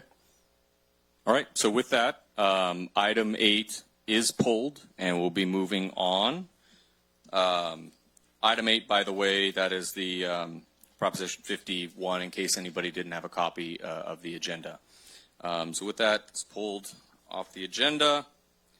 We have a few other items. So looking through the rest of our agenda, we do have a 10:30 presentation that's going to be from the California Department of Insurance. We'll need a couple minutes to set up for that. But I believe we can move into CAO, item 12. All right, if the clerk can read item 12, please. Item number 12, discussion and direction on whether to reduce environmental health consumer protection fees. All right. Good morning. Good morning. First off, I want to make it noted that there's a date error on the memo. It said December 3rd of 2025. That was actually December 3rd of 2024. So I just want to correct that. As you know, earlier this year, the county received multiple complaints regarding the increase in environmental health complaints or environmental health fees that had increased. And I think it really started after the Motherlode Fair, because the fees for the fair caused some people to not participate in the fair because the fees had gone up so much. Following that, we had a town hall which had quite a few participants. I don't have the numbers with me, but I believe there were over almost 30 people there from the public that participated in the town hall regarding the environmental health fees. Since that time, I have met with multiple business owners throughout the county that are impacted by the increase in the fees, both restaurants, storefronts, tattoo businesses, and other businesses that were impacted by the fees. The reason I'm bringing this to the board today, and the reason why the memo is so short and there is not a lot of data, is because there's a lot of work to be done to adjust the fees, and I don't want to move forward because I haven't gotten direction from the board to adjust the fees. My end goal is to actually reduce the fees. The direction that was given to staff last year was to do 100% cost recovery. That's why the fees went up so drastically. And in some cases, the fees went up over 300%. And we actually have businesses that have closed because of the increase in the fees. Just made it impossible for them to be profitable, and they closed because of it. So I am here asking for board direction if you want to adjust the fees, or if you do not want me to continue working with our environmental health on adjusting these fees. So that is why this item's on the board today, just to get direction from the board if it's something you want us to work on or not. All right, this is a discussion and direction item, so bring it back to the board for any questions, maybe first. Well, I saw Supervisor Holland and then Supervisor Kirk. Thank you, Roger. Yeah, I held that town hall, and it was a pretty full room. All business owners pretty much in our town for the most part. Everyone that I've spoke to about this and in that room also agreed they understood fees had to go up to help cover some of the costs. As you saw earlier, health insurance is going up. The county needs to work on things like that. And the way we do that is by bringing in more revenue, more tax base, all those things. I think the overall, what I got out of it was, besides like inspections and some problems being there, which we're working on separately, it was about the dramatic rise of the cost all of a sudden from one year to the next. And these are a lot of little businesses that are not super profitable. They're little tattoo shops. We're talking about grocery stores that are a quarter the size of this room are paying the exact same fees as Safeway and Save Mart and Walmart, our hugest stores. So that's kind of, to me, that's inequity. It doesn't seem to make sense. You know, the giant corporations will write a check and everything twice about it. But for a mom and pop, this is, it makes a big difference at the end of the day. So again, back to, I think everyone was okay with the fees going up. I just think we need to dial that back to a more reasonable increase per year. I like to see maybe if we go look at the previous fee structure. Yeah, you're right, because they went up like 300%. Maybe we just talk about like 25% or something like that. I believe that study had some different categories in there towards cost recovery. You know, I'm not a huge believer in these studies because it depends on who's paying for them is the results you get. But I think we can have a modest increase that I think everyone can agree on. So I would encourage us to continue to work towards that goal and get that in place before next year comes around and they have to get stuck paying these fees again. So I like to get this approved by December so it's ready to go. So that's my feeling on it is maybe a 25% increase from the old price point, not the new one. So that's just my feeling. Okay. And I know we said questions, but we did comments, so we'll do questions and comments all together. Supervisor Kirk and then Supervisor Campbell. Yeah, so Roger, I do have a couple questions. It was prior, not that it makes a difference, but prior to Mike and Steve getting on the board, we're dealing with budget issues, and the whole point of this was we can't keep subsidizing the general fund. When somebody comes in for a service or for a permit, that has to cover its costs. So that was the heart of the conversation. My concern or my question though is that my understanding, I've heard rumor that when we went out and got a study, correct? Somebody came in and studied CDD and their fees. That's correct. We used MGT to do a study for the fees. Okay. I wasn't part of the study. I didn't review the study in depth, but my understanding is it sounds like a lot of the numbers, the time that we spend on these permits or going out in the field was totally inflated because we gave direction to CDD to be 100% cost recovery. And what I'm hearing is that maybe we came back or they advised the folks doing the study I don't know how it came about, but basically we inflated the numbers that we're spending way more time than we actually are in the field. And so it drove up the costs astronomically. And the whole point from their perspective was, okay, we're CDD, we got to cover our budget, we got to cover our personnel. And I get that because that was the board's directive. But my point is I'm hearing that it was inflated. So I kind of want to get back to the conversation of I still think that things need to be 100% cost recovery. But are you hearing the same thing? I feel like we're sensing the same thing because I'm hearing that we're going out in the field and what we're told was going to take 3 or 4 hours we're doing in 20 minutes. So yeah, I would be pissed if I'm a business paying for a 3 or 4 hour visit when it's 20 minutes. So I guess I kind of feel like we're starting at ground zero again. Are we going to get actual numbers on how much it actually costs to do these permits? And is what I'm saying the same thing you're hearing and seeing out in the field? So I'm not going to say that the cost for the fees were inflated. I do think that there were things included in the cost for the fees that were not part of the calculation previously. Okay. But I will say that along with the fee adjustments, there also needs to be some process adjustments on how we do inspections and how we do other things. And one example is, we charge for doing pool inspections. And if you go into a facility that has multiple pools, you're charging them the same amount for all the pools. Well, that's supposed to be all-encompassing of the cost to make that inspection happen. If you have multiple pools, you're saving time, and it's more efficient to do all the pool inspections in one visit. And so they should have a reduced cost for the additional pools because you're not traveling, you're not paying for all the other expenses that are included in those fees. So along with the fee, reducing the fee, the fees, we're looking at how we are processing our inspections and those kind of things to change those processes that are inefficient and costing our businesses more money because of it. So those kind of changes are operational that we'll take care of without the board direction, but the fees do require the board direction. And I don't, the real problem with the fees, I think, is what we heard is that the businesses understand that the fees have to go up. It's just the fees went up so drastically at one point, and it just caused such a negative impact on our businesses and our community. Okay. Well, then to your question, do I want you to work on this? Yes. I don't want to lose sight that we have to have certain departments try and be 100% cost recovery. And so if that means 25% this year, 25% next, and so on and so forth, that's fine. I'll leave it at your discretion to go forth and figure out the best options moving forward. But I don't think 25% now and then we're done is the fix. I think we still need, like you said, not make it so drastic, but make it slowly increase. And then some sort of, like we do COLAs, there needs to be some sort of mechanism that once that rate is there, I would recommend that whatever the index is out in the market, if it's 3% more 1 year, 10%, like I think, so that we're not going back and doing this again, we build that in. So those are my comments. Thank you. Supervisor Campbell. Thank you, Chair.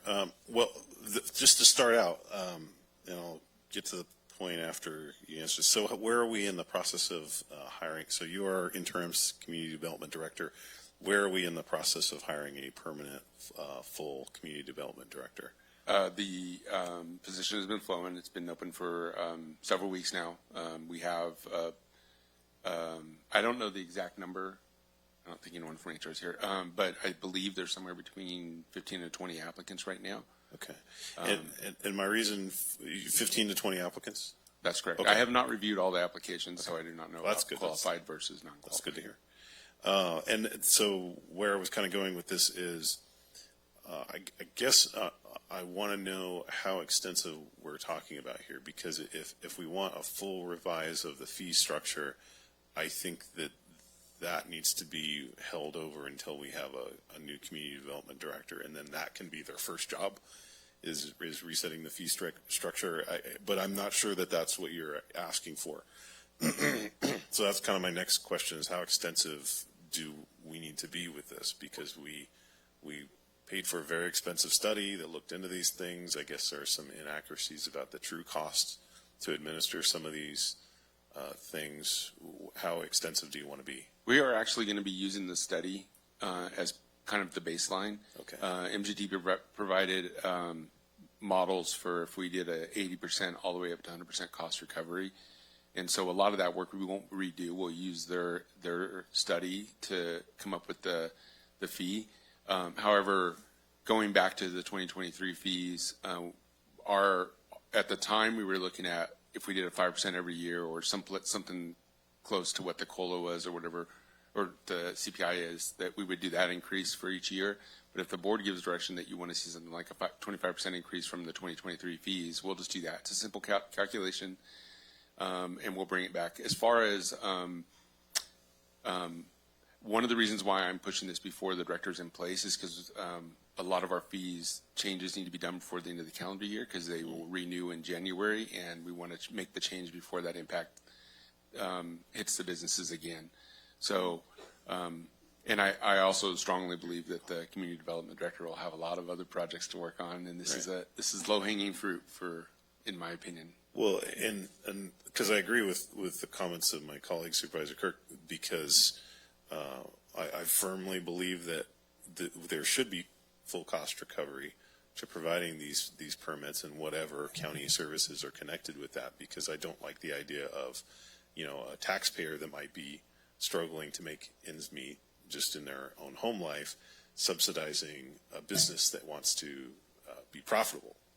But then on the other hand, we have to balance that with, you told me that we're one of the highest now fees in the state for tattoo parlors, and that's not a really high profitable business. And so why are we putting so many fees on something like that when it really should be more fair? So that's kind of what we're talking about, is tweaking individual things, kind of cherry picking the ones that don't seem reasonable. Is that kind of what you're proposing? That is a big part of what we're doing. There are some fees that are reasonable even today, but that example was kind of eye-opening for me. And when I met with some of the tattoo artists in our community and saw the data, we were the most expensive county or city in the state of California, higher than San Francisco and higher than Marin County, which used to be the highest. And so that's a great example of a fee that went up over 300% and has had a very negative impact on the ability of that business to continue to flourish and grow. But there are other fees like that. I gave the example of the pools. It's fine to have a fee for the pools, but when you're charging the same to inspect 3 or 4 pools on the same property, it doesn't make sense because you're not having the same cost to do that inspection. So we're looking at all those different areas where the fees are a little bit higher. I also support, long term, that we need to get to a point where we're doing full cost recovery as a taxpayer. I think that's important. But I think that the reason that I think this is important right now is just the initial impact was so negative to the community and the small businesses in our community that we have to do something to kind of address that today. Okay, great. Thanks. So just a few things, and I'll say overall, I think it's a good conversation.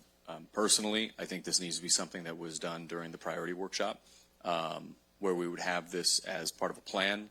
I think it's always an awkward spot where we have a staff member that brings forward an item as an advocate to then the board to say whether we agree or not, is always not a great process, even though this is a good conversation. The first thing in kind of understanding this, and I agree with my colleagues, and maybe this is more for the public benefit, these are state unfunded mandates. When we talk about state unfunded mandates, it's something we have to do.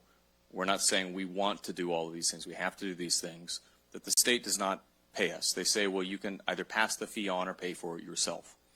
So that's one thing. The second is that any fee that comes up, it cannot exceed the cost recovery, meaning that we are recouping by subsidizing it less, but we are not basically creating revenue off of fee services, except in the sense that it's offsetting the cost to the taxpayers otherwise in the county. So anything less than 100%, and I think this was the philosophy on it, is a general fund, potentially subsidy or some other offsetting revenue in the county, which means instead of the person who is benefiting from the permit for the license to operate as required by the state, all taxpayers would subsidize that. Oftentimes in one scenario it might be a couple $100. You add that up across every single business and every single thing, it ends up being a substantial amount.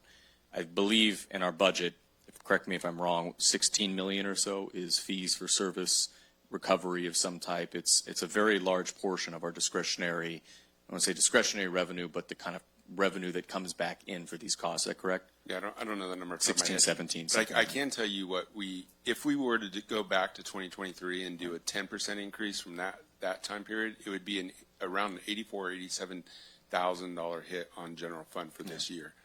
But if we do a 25%, it'll be lower than that. But just at 10%, we were looking at $84,000 to $87,000 hit on general fund. Great. And I appreciate that. I just wanted to provide this as like, well, how do you get to it? This is not making quote unquote profit. It is an unfunded mandate. It is not providing local taxpayer dollars to a state unfunded mandate. And I think some folks think that this is something that the county is trying to do. We're putting on businesses. It's a challenge. When we're prioritizing things like libraries, rec, public safety, including law enforcement, sheriff's office, district attorney, and our fire services, and we want to invest in roads and we want to do all of that, there are things of, okay, so where do we find, ultimately this budget has to balance at the end of the day. This is one of the things is, should we subsidize environmental health fees? And the answer was across all categories, we should be looking at it. I do agree that I think there was a lot of opportunity to do this better.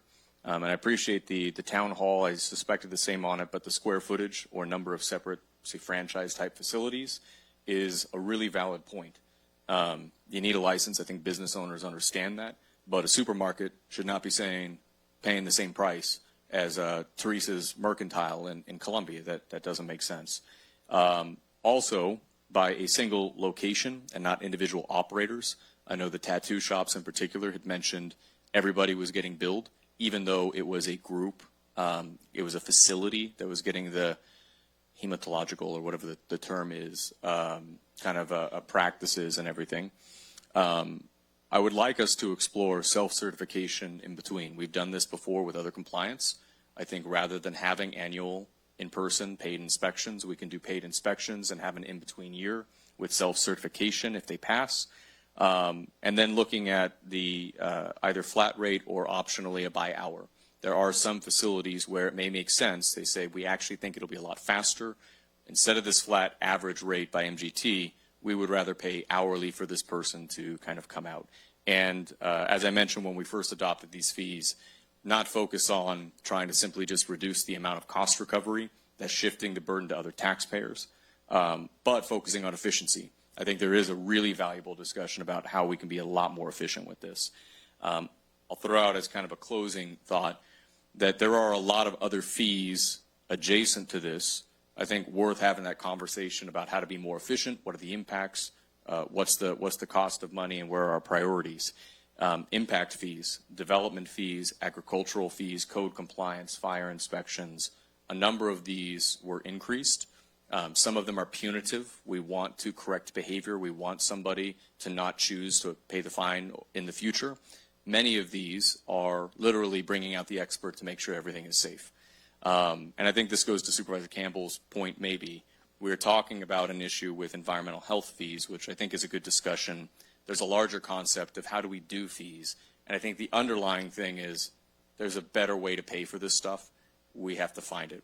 We've had revenue measures and stuff in the past, but passing these things on to people at the end of the day is not a great way to do it. It's through process of elimination, often sometimes the only option that local governments have.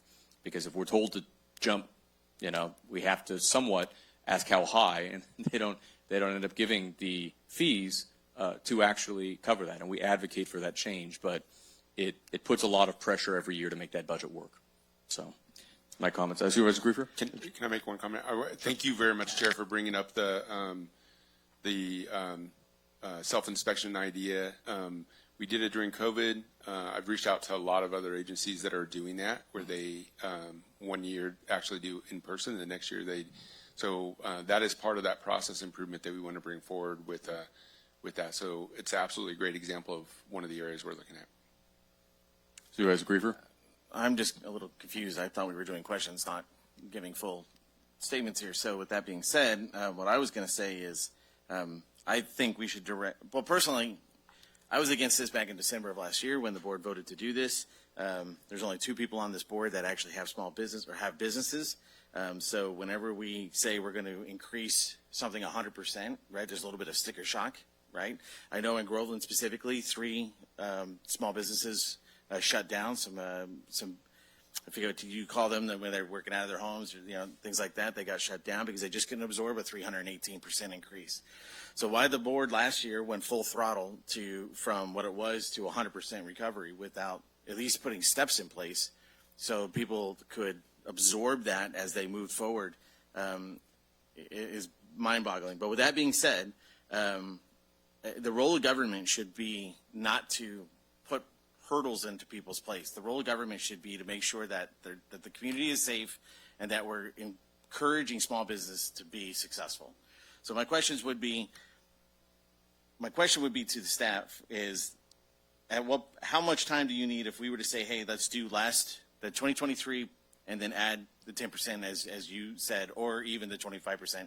Could we have that on the November or December agenda for rollout in the beginning of the year? Yeah, we would bring them back in December. Okay, so we can do that, so that gives people some time to kind of absorb what potentially is going to affect them. But the process always needs to be reviewed. I have, the Firefall as well as a couple other resorts in my community or in my district where they don't understand why they're getting charged, as you recommend, or as you stated, the same amount for 5 different pool inspections, hot tub inspections, as it would be just one lump sum. So I don't think we're doing good government. I don't think we're doing, right? If the issue is to collect as much money from the people as we can, then that's not the government I want, right? The reality is that government should be here to make it as successful for the private industry, because the side of that is, yes, you guys raised it 100%. But what happened is how much tax dollars did we lose? How many people are now lost their jobs? What was the law of unintended consequences, right? That's what happened, right? People went out of business. They didn't have the ability to pay or to absorb that amount. So my recommendation would be that we take the 2023. I'm in favor of 10%. I'll even go as high as 25%. But that would be my recommendation. But I'd like also to hear from the people. Supervisor Kirk? Yeah, sorry, I was just doing the math. Roger, one thing that we're not talking about is the math. We talk about 100% recovery. If this comes back, I'd like to know what that means as far as the general fund, because I think the math I have is about 650 to 680,000, 650 to 680,000. So what that means is if we go back and we go to 25% cost recovery, the board's going to have to make $650 to $680,000 worth of cuts next year to offset that. So we need, I hear Steve's passionate speech, and I agree 100% that we want to support businesses, but there's also a budget conversation that has to come along with this. Yeah, that just for clarity, we wouldn't go back to 25%. We'd go back to 2023 and then increase it by 25% instead of increasing it by But the point is, when we do that, right, the general fund's going to be taking a hit. So either we're going to lay more people off, make cuts, close some departments, integrate, which we still are probably going to potentially do that. We might be closing doors from 5 days a week to 2 days a week.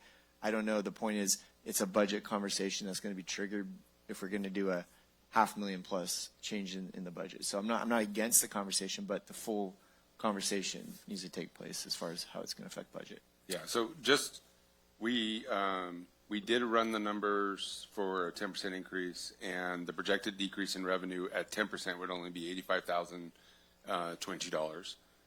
We also ran the numbers for if we were to do the 85 to 100% cost recovery and what that impact would be. At 85%, the general fund would need to make up $54,000. So.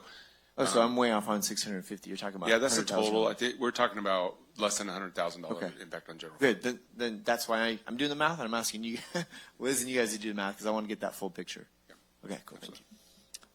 And maybe just add, with the amount that would be from that, we already have a balanced budget, correct? And so this would be not accounted for in the budget, which would have to come from contingencies, correct, right? Correct. Okay. And that would be then, again, money that's not available for pretty much any of the other stuff we've talked about wanting to wait to make contingency funding decisions. The second is if we were to do the self-certification as an example, and it was every other year at a pretty minimal cost to receive the paperwork and write it in, that would more or less cut that time cost in half. I mean, I'm speaking frankly, maybe it's 40%. But that would be a very large shift. The last bit is the value of $80,000. I know that this is a lot, but it's also, we're a department or a county that doesn't have a housing specialist. We don't have an economic development specialist. So we talk about generating alternative revenue for the county that's not a tax measure. We need economic growth. That often needs somebody working to bring larger scale projects as well. And so all to say that there is a cost to these things, and I think it's recognized. The other side is we're not investing in some of the things that create the offsetting revenue in large ways that put us on a better financial path. And this isn't specific to this, because I think what's presented makes a lot of sense. But in the grand scheme of it, ultimately these budgets are made by a lot of very difficult small decisions that add up to what we can do for the bigger things, like our investments maintained in fire safety and law enforcement. And I think that was the decision in December, was we want to maintain those investments, which is hard. So with that, open up public comment on this item. Again, this is for item 12. If any members of the public would like to speak, please come forward.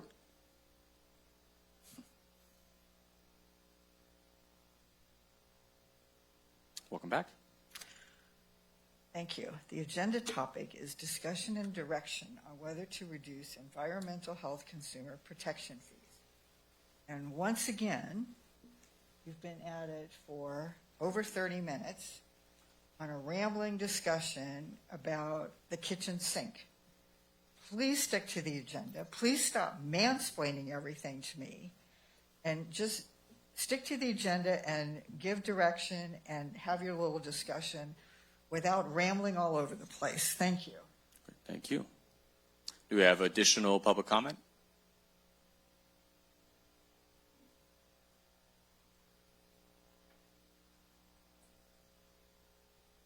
Good morning. Good morning, Tim McCaffrey. My name is Tim McCaffrey. I want to thank you for talking about this in depth. This directly affects my family's business. We have a small 8-bedroom bed and breakfast, and when we have a 300% raise on anything, we're directly affected, and it's not like we're a big money maker. So I support going back and looking at these numbers and having a graduated up to reach 300% over an extended amount of time. And I just couldn't imagine one business being affected. Like it would be if they came in and hit every bedroom as a separate entity. I feel sorry for the tattoo industry that has to deal with that. Yeah, that's my 10 cents. Thank you. Great, thank you. Do we have additional public comment? Going once, going twice. All right, closing comment, bringing it back to the board. I'll start to ask with staff if you have kind of what direction you may need to check to see if there's support for, what you already have consensus on. Yeah, it sounds like we have consensus from the majority of the board to move forward with going back to 2023 and then finding a reduced fee. So if it's all right with the board, I don't want to be that firm in where we're going. I don't care what the number is as long as it's fair. So we have no documents to support whether or not to do 25% of the 24. What was it? 24 or 23? 23. We didn't 20. We have nothing to show for that. Why we are doing that. So what I would propose is that we come back with that information. If that is your proposal, that we do that at that time. Yes. Then we can vote on that. But yes. I think it's premature to give direction on so that. My intention is to bring back a matrix of what the cost recovery would be percentage-wise and what the impact on general fund would be if we do that cost recovery, and then the board can choose which percentage they want to move forward with. So we will go back as a baseline to the 2023 fees and then do the projections based off of that date. Those fees were adopted by the board. They were changed at the end of 2024. So you will get a matrix, more detail that shows if we do a 80% cost recovery, this is how much it's going to cost general fund. If we do an 85%, this is how much it's going to cost general fund. And this is what the fees are going to be. An entire list of the fees, what they were in 2023, what they went up to in 2025, and what they're going to be based on these new percentages. Well, that's why I asked earlier if we're talking about an across-the-board change, or are we cherry-picking certain areas, for example, the tattoo artists that we feel are particularly that are particularly unfair. So it sounds like what you're saying is we're throwing out the old study and just setting. We're using the study for the base. The study is the basis for our fee rate at the percentages, and it does go across the board. The difference is that, like the tattoo one, it went up by 300%. Other ones only went up by 10%, 15% to get their full cost recovery. So some of those fees won't go down as much as some of the other fees will go down. Okay. All right. Well, like I said, I don't know enough about it, so I need to see more of that information. So on it, I would like to see that come back as an option. I know I had heard, at least we talked about, so there's three things that aren't included in that, though. Because if we go back to 2023 fees, we're still using the same process, billing method, and regularity of checks, right? So we're still doing annual checks rather than biannual kind of self-certification. We're still billing based on a flat rate rather than an hourly rate, and we're not really improving the process of how we basically would have done this 5 or 6 years ago, right? And so I'm interested in seeing an option that reduces costs on business that's not focused on the percent recovery of the rate, but is focused on a better way of doing it that ends up reducing the cost. Yeah, Does that make sense? Yeah, absolutely. And as I stated earlier, the operational things, we can make those changes without coming back to the board, like self-certification. Those things, we can make those changes ourselves. We don't need to come to the board for that. What I need the board direction on is setting the fees. Right. And so operationally, we are going to look at those process improvements. And I will bring in, as we make those changes, we'll bring them back to the board so they're aware that we're making those operational changes. What I need from the board is just direction on the fees. Well, and that's what I'm getting to. If we reduce the fees and then we are basically reducing the certification, these other good things, which is great. On the one hand, we're talking about a fully reduced cost. It sounds great on paper, except there is a minimum to basically maintain that office at the capacity to perform the work. And we've been in that situation before where we may not have that. So we either have to subsidize a lot more or we have to get an outside contractor, which is expensive. So all I'm saying is I would like to see an option focused on process improvement also come back as that direction. Now that I heard two, but I don't know if there was three on that. But. With all due respect, this is exactly what the member of the public just said, is that we are here to discuss whether to reduce environmental health consumer protection fees, not come up with a different process plan or any of that other stuff. So I agree we can do that, but we should do that probably either in the beginning of the new year, whether it's our priorities or what have you. But right now, the discussion on the table is reduction of the fees. Let the staff come up with their own ways to execute what you're talking about, the self-certification and things like that. But right now, item number 12 is exactly what we need to focus on. And my personal position is I would like to see staff come back in December saying, here are your options. If we reduce it, if we start at 2023 base and it's 10% plus 10% or plus 25%, this is what it's going to cover, so we can tell the people starting the beginning of the year what they're going to have to pay out and just keep it simple. Understand. Respectfully, we can ask council if it's under the umbrella. It is part of the fee structure. No, this is you jamming through something. It's how often we charge these fees based on how many inspections. That is not what this memo says. What this memo says is that they are asking us for direction to lower the fees and to come back to the board. Nothing else. Supervisor, I don't know if you're hearing that. I agree in bringing that option back. This is under the umbrella, and I'm not trying to argue up here. I'm trying to express my opinion, which I've done. Okay. So are we ready to move forward? I am 25% or 10%. Well, and I agree with Supervisor Griefer where he's coming from. What I would say is that we just give direction, come back in December with a more fair fee plan. Is that okay? I mean, that should cover all the bases. Mm-hmm. Okay, we're not assigning any numbers to it. All right. Do you have direction? I feel like I do. Thank you. Great. Thank you. Okay. And there may be occasional items where we want to speak a little bit more on it. I appreciate the board's patience with that, as I hope we have patience when each other do the same thing. So with that, I think we need 5 minutes to set up our 10:30. Is that correct? Okay. And they're still on with the Department of Insurance. They're ready to go. All right. We will recess for 5 minutes. We'll be back at 11 to have our 10:30 from the California Department of Insurance presentation and set up the Zoom. All set up? Okay.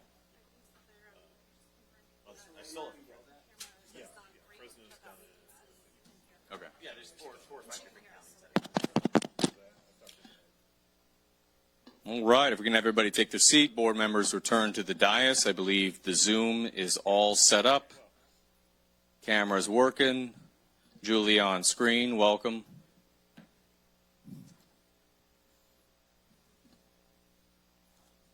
Thank you. Okay, so with that, the clerk can read our 10:30 appointment. 10:30 a.m. post-wildfire presentation from the California Department of Insurance. All right. Julia, welcome to our board meeting. Thank you for reaching out to be willing to present on some of the programs from the Department of Insurance. Thank you. You may end up getting questions about a lot of larger issues. As you know, insurance is a huge issue up in Tuolumne County, but please take away and give us your presentation. Thank you.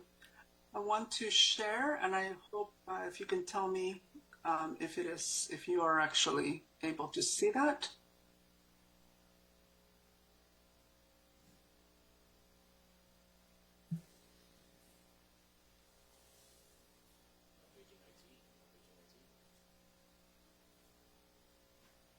Can you see that I'm sharing? So No. we don't see a presentation. We just see your You don't camera. see the presentation? Okay, Yeah. let me.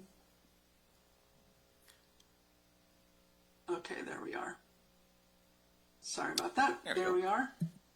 Okay, thank you very much for having me. My name is Julia Juarez. I am a Deputy Commissioner for Community Relations and Outreach at the California Department of Insurance.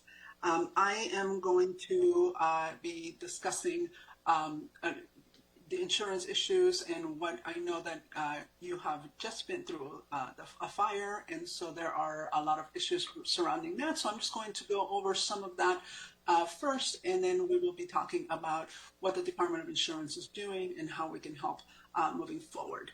So let me, for some reason,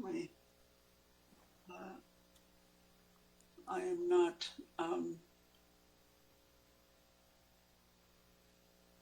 all right. So for those of you who have been impacted by the fires, know that there is a moratorium on non-renewals. That means that those people who have been affected by the fires, not only if you have suffered any type of loss, but also all of the surrounding communities are in a moratorium. So as of September 19th, when the governor declared the state of emergency, you are now under this moratorium. So insurance companies cannot just drop you for a whole year, at least, you know, while everything is being taken care of. For those of you who had to evacuate or are still, you know, in evacuations, know that your insurance companies must continue providing for you the additional living expenses until your homes are deemed habitable as a result of the, you know, fire debris, ash, or any other hazardous materials. Now, for those of you who were also had to evacuate, know that the additional living expenses cover your evacuation expenses as well. So just make sure that you are able to connect with your insurance company at that. Also, insurance companies must pay more than the required 30% of contents coverage without having to require a detailed inventory for you. Right now, we have some legislation that is on the governor's desk that will be increasing that to about 60%. But at this point, if you have suffered a complete loss, you do have the ability to have 30% of contents coverage without having to supply a detailed inventory. For smoke damage, that gets a little bit more difficult. So insurance companies must properly and promptly investigate every claim on smoke damage. So there might be something that, you know, that is still lingering with you. You need to work with your insurance companies, and they must investigate it thoroughly to be able to take care of that. I know that a lot of people in Tuolumne County in particular are in the California Fair Plan. And so understand that the California Fair Plan is just like any other insurance company, and they must follow all regulations and laws that are, you know, that are you know, for any insurance company. So they must properly investigate smoke damage. That is going to be a major issue. And then provide fair rental value for you while you are living outside of the home. And then also they have to pay out claims in a timely manner. Because there is so much, there have been so many fires. I know that there's, sometimes there has been just some delays, but that does not mean that they do not need to be covering those. So if you are having any trouble with your insurance company, with the FAIR Plan, contacting them or have any type of issue with them, know that we at the department can reach out on your behalf and actually work with you to make sure that the FAIR Plan is taking care of everything that they need to take care of. So please know that you can always reach us and we can work with you. Now, right now, you are working on the new, with your adjusters. I want to make sure that you are, you keep things in mind. First and foremost, make sure that your adjuster is properly licensed. Make sure that you have a documentation trail. That means one of the big things that we tell people is try to open an email account where you keep track of all of the conversations that you have with your insurance company or with your adjuster about everything that you're dealing with.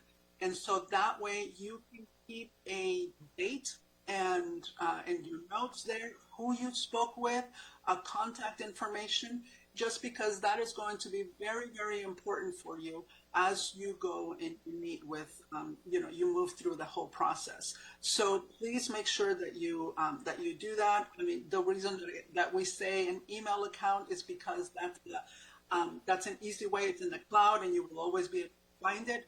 When we write things down, sometimes those things get lost or misplaced for a little bit, and then you might have to start all over, and we don't want to have you add that stress.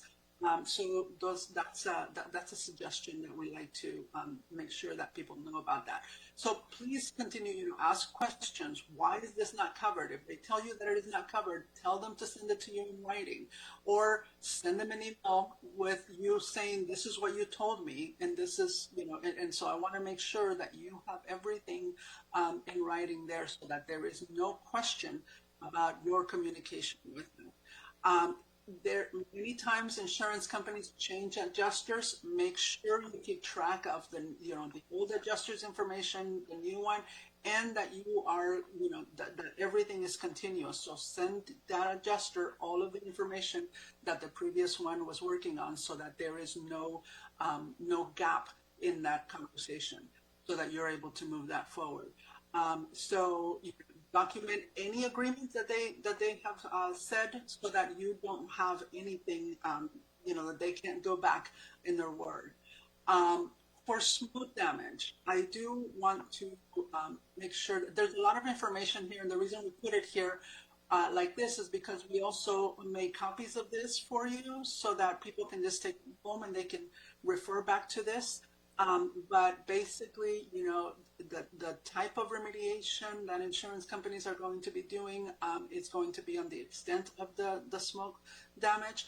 Right now, the commissioner does have a task force that is actually very specifically looking at those guidelines, because there are no guidelines for how all insurance companies must deal with smoke damage. So we are looking at how do we do that to make sure that you are being covered. So those are some of the things that you need to work with your insurance company directly on. So, by law, they must adopt and implement reasonable standards for that smoke claim, those smoke claim damages. But right now, the very first thing that you need to be aware of is that they must conduct an appropriate investigation. So if you don't feel like an appropriate investigation has been done, like I said, contact us and we can intervene on your behalf as well. For insurance companies to deny or delay claims, it's very much so. Sometimes that's a way that they can get away with not doing something for you. We want to make sure that you're there, and that we're there to help you. And if it's necessary for you to go into mediation, we will be there to work with you on that as well. So if an insurance company is providing limited services or limited payments, make sure that you get other contractors or cleaning services that you can get estimates from them, so that you can share and say, this is what this is this is costing, so that you are able then to have, like, again, a paper trail and things that you can show the insurance companies for that. So if you had a complete loss, so if your home was completely lost, you are guaranteed 2 automatic renewals from your insurance company. And we urge you to don't let your insurance go, because even if you had a complete loss, the rebuilding and all of that is, you need insurance for that as well. So want to make sure that you don't let that lapse. So, if you have a lender and you're required to have no gaps in coverage, make sure that you follow up and make sure that you keep that, because if they choose one for you, that could be much more expensive and much more difficult for you. So make sure that you that you just keep that. And if you have any questions about that, how does this work? If it's the same level of coverage, or whatever types of questions you have, we are available to help you decipher that as well. So you can contact us and we can work with you on that. So if there is a total loss, the insurance company is required to work with you, so that you can figure out what those adjustments are, and so make sure that you keep it, because if you don't, if there is a gap of a year or 2 later on, it might be more difficult for you to get coverage in the future. Another thing that is a question a lot for people who have had a total loss is determining whether they want to do a full replacement of the property, or they want to build elsewhere. And so a company is required to pay you the full replacement of your property, along with building code upgrades and any type of extended replacement cost, to make sure that the rebuilding of the property is done correctly. So even if you decide to build or to buy a property in a different location, that's, the insurance company is responsible for that. Also, in the past, the value of the land was deducted. That is no longer the case. Commissioner Rara made sure that did not happen. So now the value of your land cannot be deducted from your settlement. So make sure you let your insurance company know. And if you are considering moving or finding another property as well, you are able to get the full amount that is owed to you. However, I do want to make sure that you are aware that if you purchased in another place, your full replacement cost is the amount that you will spend either rebuilding or buying a new property. So for instance, if you purchased a home for $300,000, but you were covered for $400,000, you will only be paid for the $300,000 for the new home. So you just understand that's the way that it works. It's for your full replacement, regardless of what that is. So if you have a mortgage, make sure that you talk to your lender and how all of that works, the payment, the escrows, and all of that, so that you are not missing anything there. One of the big questions that we have gotten in the past is if the additional living expenses or the fair rental value has a fixed dollar limit instead of a time limit, does the 3-year extension apply if the funds run out in 2 years instead of 3 years? So it is a 36-month extension of the additional living expenses. Does not change your policy limits. So depending on your policy limits, it could be exhausted before the 36 months. So make sure that you budget and that you keep, during the whole building process. But also make sure that, you are also registered with FEMA and any other type of disaster recovery centers to be eligible for anything else, any other financial assistance that may be available to you. So even if you might not need it in the immediate, make sure that you do have that. If a rebuild takes more than 2 years, can the additional living expenses be paid up front for a temporary home purchase instead of rent? So right now, the insurance company, it does not require, like the law does not require the insurance company to pay the full 2 years of additional living expenses up front, only in advance of 4 months after a loss, so 4 months at a time. So it is perfectly reasonable for your, to discuss this request with your insurance company. So, there have been some accommodations that have been made. So, that has happened in Paradise and Santa Rosa. So that is something that you could negotiate with your insurance company. Now, moving forward, what does that mean in, where are we with that? So I want to let you know what the Department of Insurance has been working on. For the last 3 years, we have been working on expanding the insurance access in high-risk areas. Of course, Tuolumne County is one of those areas. So what we have been working on is looking at wildfire risk models and ensuring that insurance companies would tell us there is way too much risk, and so if the risk is not lowered, we're not going to be able to continue doing business. So a lot of them, that's why you have so many insurance companies that have either stopped selling new insurance policies or have been dropping.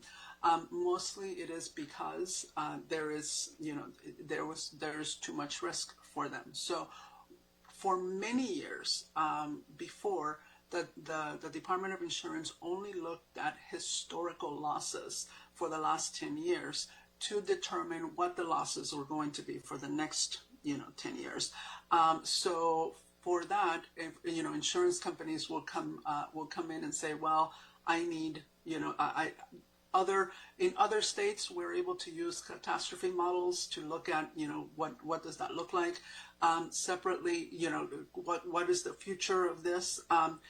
And in California, we never allow that.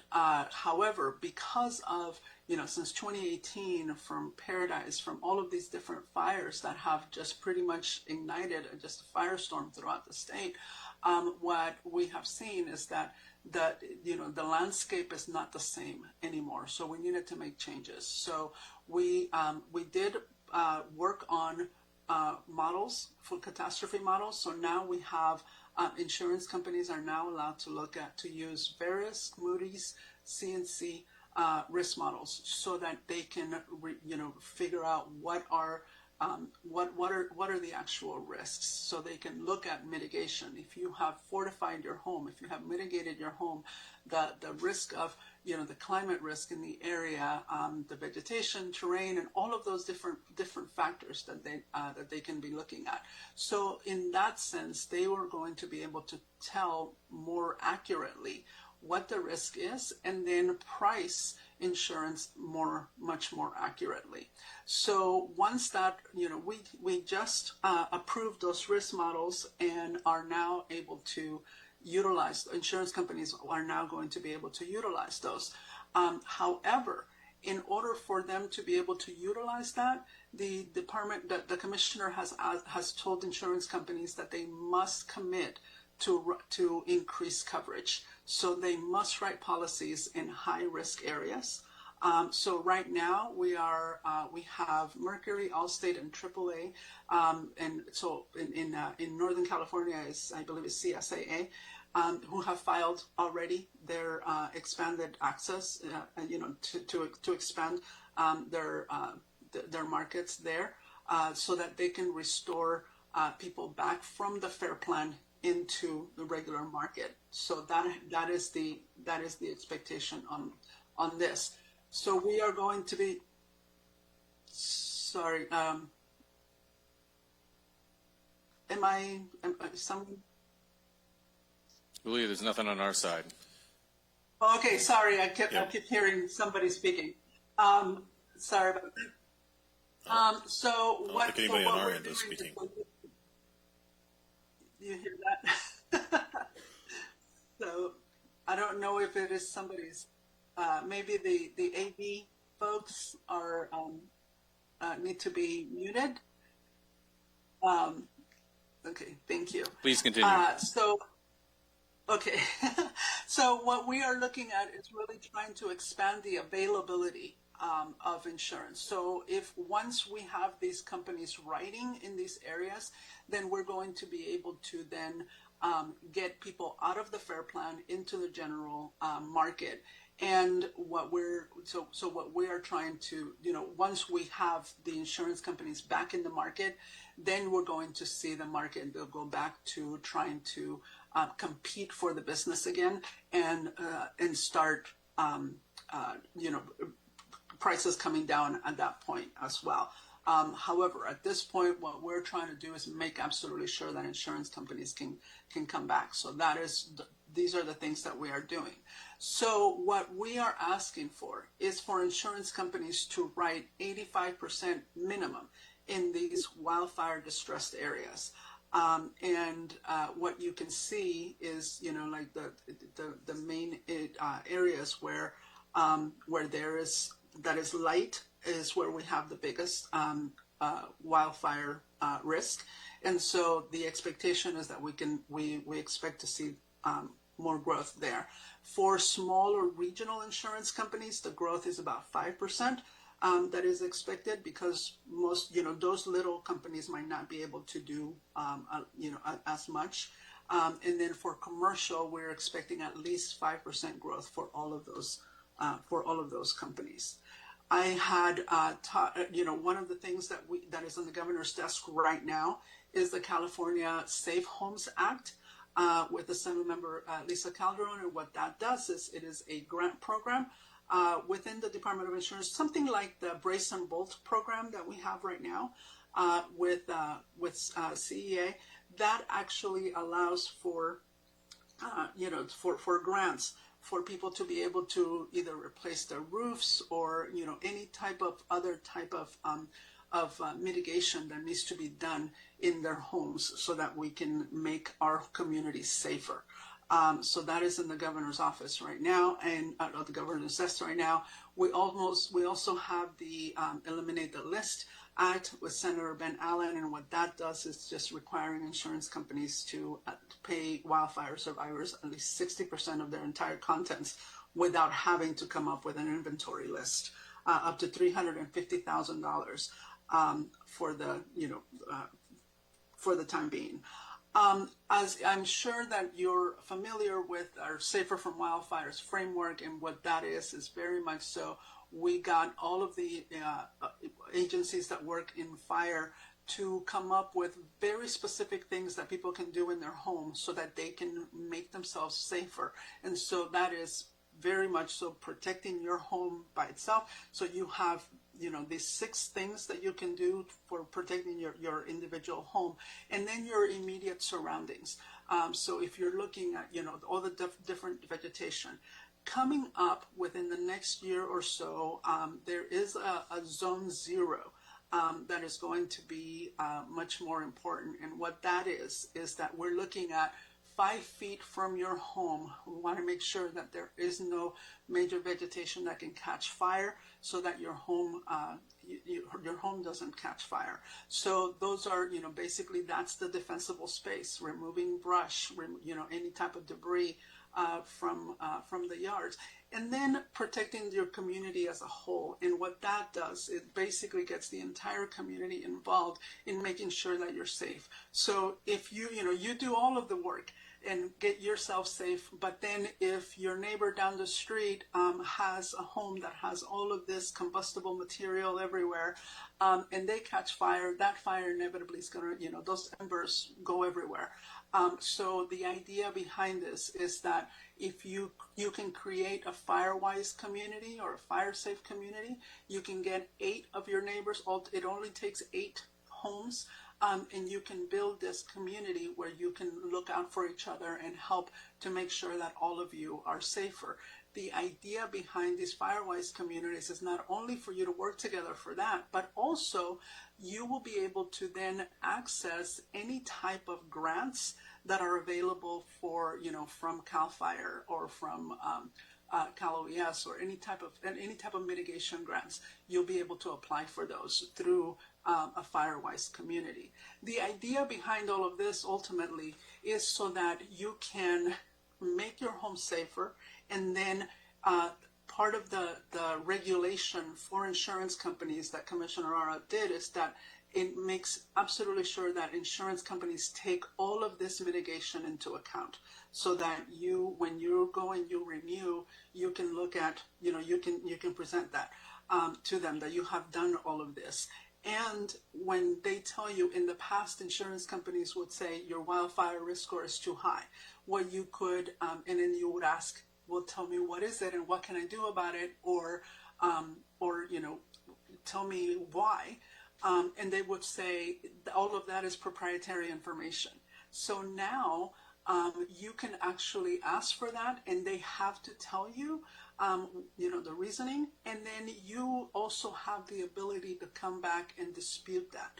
And if it doesn't, and if you're not getting anywhere with the insurance company with that, the department can come in and review that with you and the insurance company, so that they can take that into account with your insurance policy. So that's why Safer from Wildfires is just is important for everybody to be aware of and see if that's something that we can do. I wanted to share with you a success story in Paradise, because as you may recall, Paradise was just completely decimated. The entire community of Paradise was decimated, and people were having the worst time finding insurance. We see here with Carrie and Forrest that in 2022 their policy was a little bit under $5,000, but in 2023 their renewal was $21,000, over $21,000. So they did everything they could to mitigate. They made sure that everything was taken care of, and that lowered it. But the price of that was still $9,000, which is a lot more than what they did before. The year after that, the FAIR plan seemed to be a little bit cheaper for them, and so they had to go into the FAIR plan for that, because the renewal for farmers then increased back up to $21,000. So what they did, Rebuild Paradise was this local community group. They started working with local, with their community to try to find how can we make ourselves safer. And so they put together a defensible space program. And so they got gravel, and they were able to get communities and homes to then go and you're 5 feet around their home, make sure that that was all mitigated. And once they were putting together these grants with local groups, they were able then to bring the insurance back into the areas to look at what the work that they had been doing, because as of that time, they weren't we didn't have the catastrophe models in place yet. But what they did is then, once insurance companies were able to come in and see what that looked like, they actually were able to then get insurance policy at $993 for the whole policy. So it was almost $7,000 in the annual savings, and their deductible went to $5,000 instead of the $40,000 that they had previously with farmers, or with the $7,500 that they had with Fair Plan. So I just wanted to share this with you and show you, because these are things that communities are doing locally that are making a big difference. They might not stay at that low level, but it might go up a little bit, but it might not be, but it will never be as high as it had been before at the 21,000 that they had. So we have in the Department of Insurance these, just tips that people can go into, and I'm not going to go into every single one of these, but we do have a list of insurance companies. We do have our find an agent or broker tool that is available there. You can compare, all of that within our within our website, we do have our homeowners home insurance finder tool, and so there are several things that you can do. So we are happy to walk you through all of that information. And I just want to make sure that people know how to get a hold of us. We have our 800 number where we have our consumer hotline, and people can call and talk to an expert on insurance. We'll be able to just help support them with what it is, whatever issue that they may be having with their insurance company. So I want to make sure that you're aware of that. We have, we are very active on Facebook and Twitter and Instagram. There's information there on social media. But we also have our consumer alerts where we send information every at least twice a month. You will get something from us of what is going on with the with insurance at the time. So I want to make ourselves available to you so that you're able to contact us at any time, and we'll be able to walk with you on that. Okay. So with that, I am happy to take any questions. Leah, thank you. Bring back to the board. I think that would make sense if maybe we might begin with any presentation questions and then go to our comments, if that's fine with everybody. All right, looking for any questions? All right, I'll lead with one. I wanted to ask, you mentioned AB 888 on the fire home hardening. Is that a funded proposal, or is that simply creating an account for it? Right now, I believe that is, well, the Department of Insurance actually does, it is one of the only agencies in the state that actually brings money into the state, into the general fund. And so I'm sure that there's going to be some type of, they'll be working that out. I'm not exactly sure I don't know the details just yet, but I can certainly get more details on that and get that to you. Well, I looked it up. It's, I don't believe, funded. It's a legislative appropriation annually. So it's not, to my knowledge, available for regular folks. I wanted to ask another question, too. You mentioned about how wildfire factors are weighed into risk models. My understanding is that's not accurate or substantially accurate, particularly related to mitigation efforts. What we've done on federal lands, for example, defensible space, as well as vegetation work. Just as an example, where I believe the highest per capita FAIR plan in the entire state, we're also probably on the leading edge of doing and performing forest fuel reduction work, expanding fire equipment, all of that. So can you tell more about when you say that mitigation efforts and vegetation are included?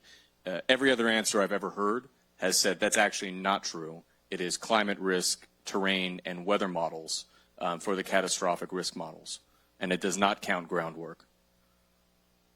No, it actually the expectation on this is very much so, because as we talked about the Safer from Wildfires framework, the expectation is that when they do that these risk models are supposed to not only take all of that into account that you mentioned, but also look at what the local communities have been doing.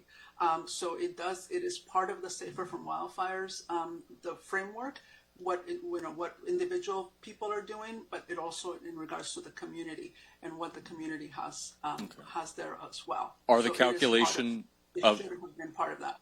Are the calculations of these risk models public? It should, yes. All of that information that they have. I know, well. Not the final number. I mean the actual contributing factors. Thank you. What they are, I know that each one of them went through a very detailed review from the department in order for them to be allowed to do business within the state. So I know that they were. I don't know if you were part of those that was open to the public, so that you can look at those. And there are presentations that I can send you copies of, or recordings of those as well that you can look at, where they go into a lot more detail. Okay, I think it'd be great to get copies of their insurance calculations. I wanted to ask one final question. My understanding is Department of Insurance has established and is working on, or maybe has implemented, a public version of the catastrophic risk model to be able to compare to some of the private models. Is that correct? We are working on that right now. It is actually something that is, we have a partnership with Cal Poly Humboldt, and so they are working on that right now. It is something that it's it needs to get more funding, and so that has been funded.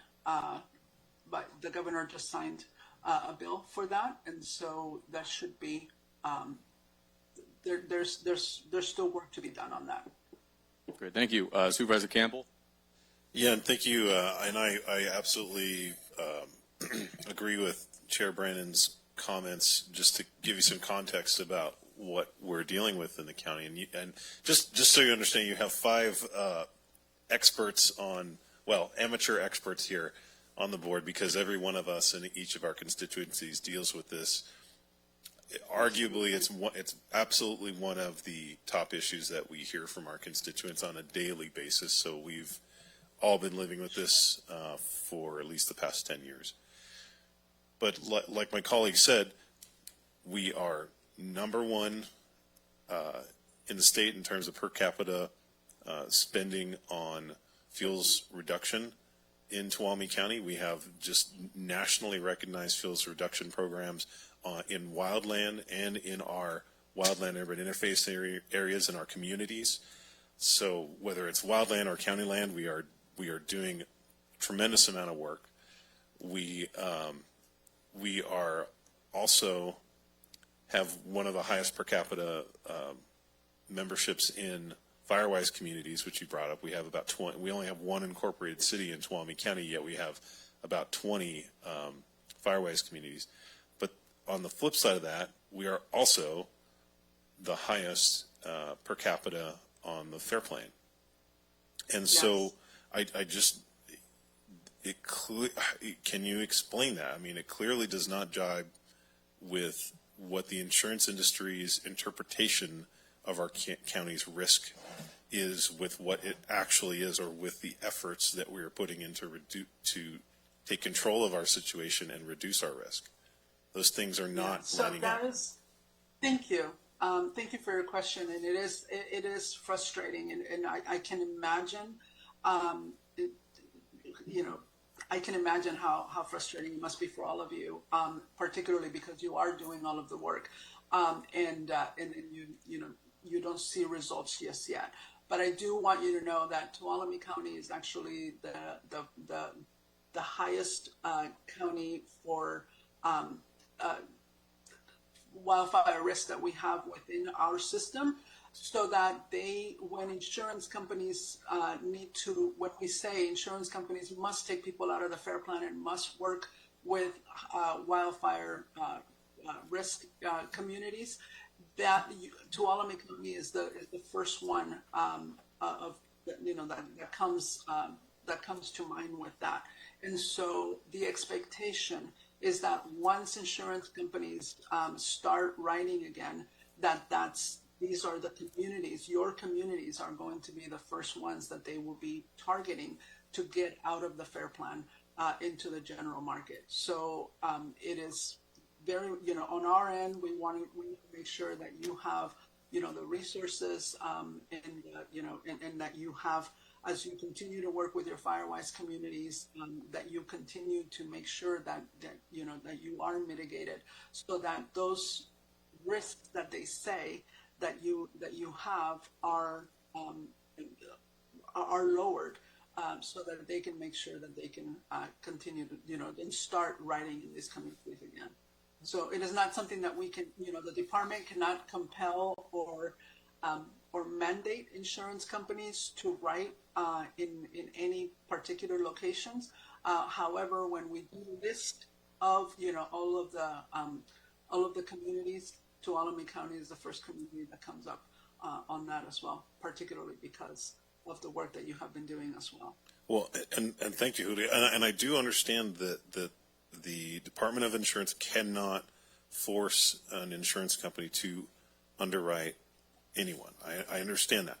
However, what you do have is the power to link types of insurance together with how, with the regulations. For example, many of the companies that have pulled out of Tuolumne County and other wildland areas, many of those companies that have provide fire insurance and homeowner insurance also provide auto insurance, a variety of other insurances which they still provide in these communities.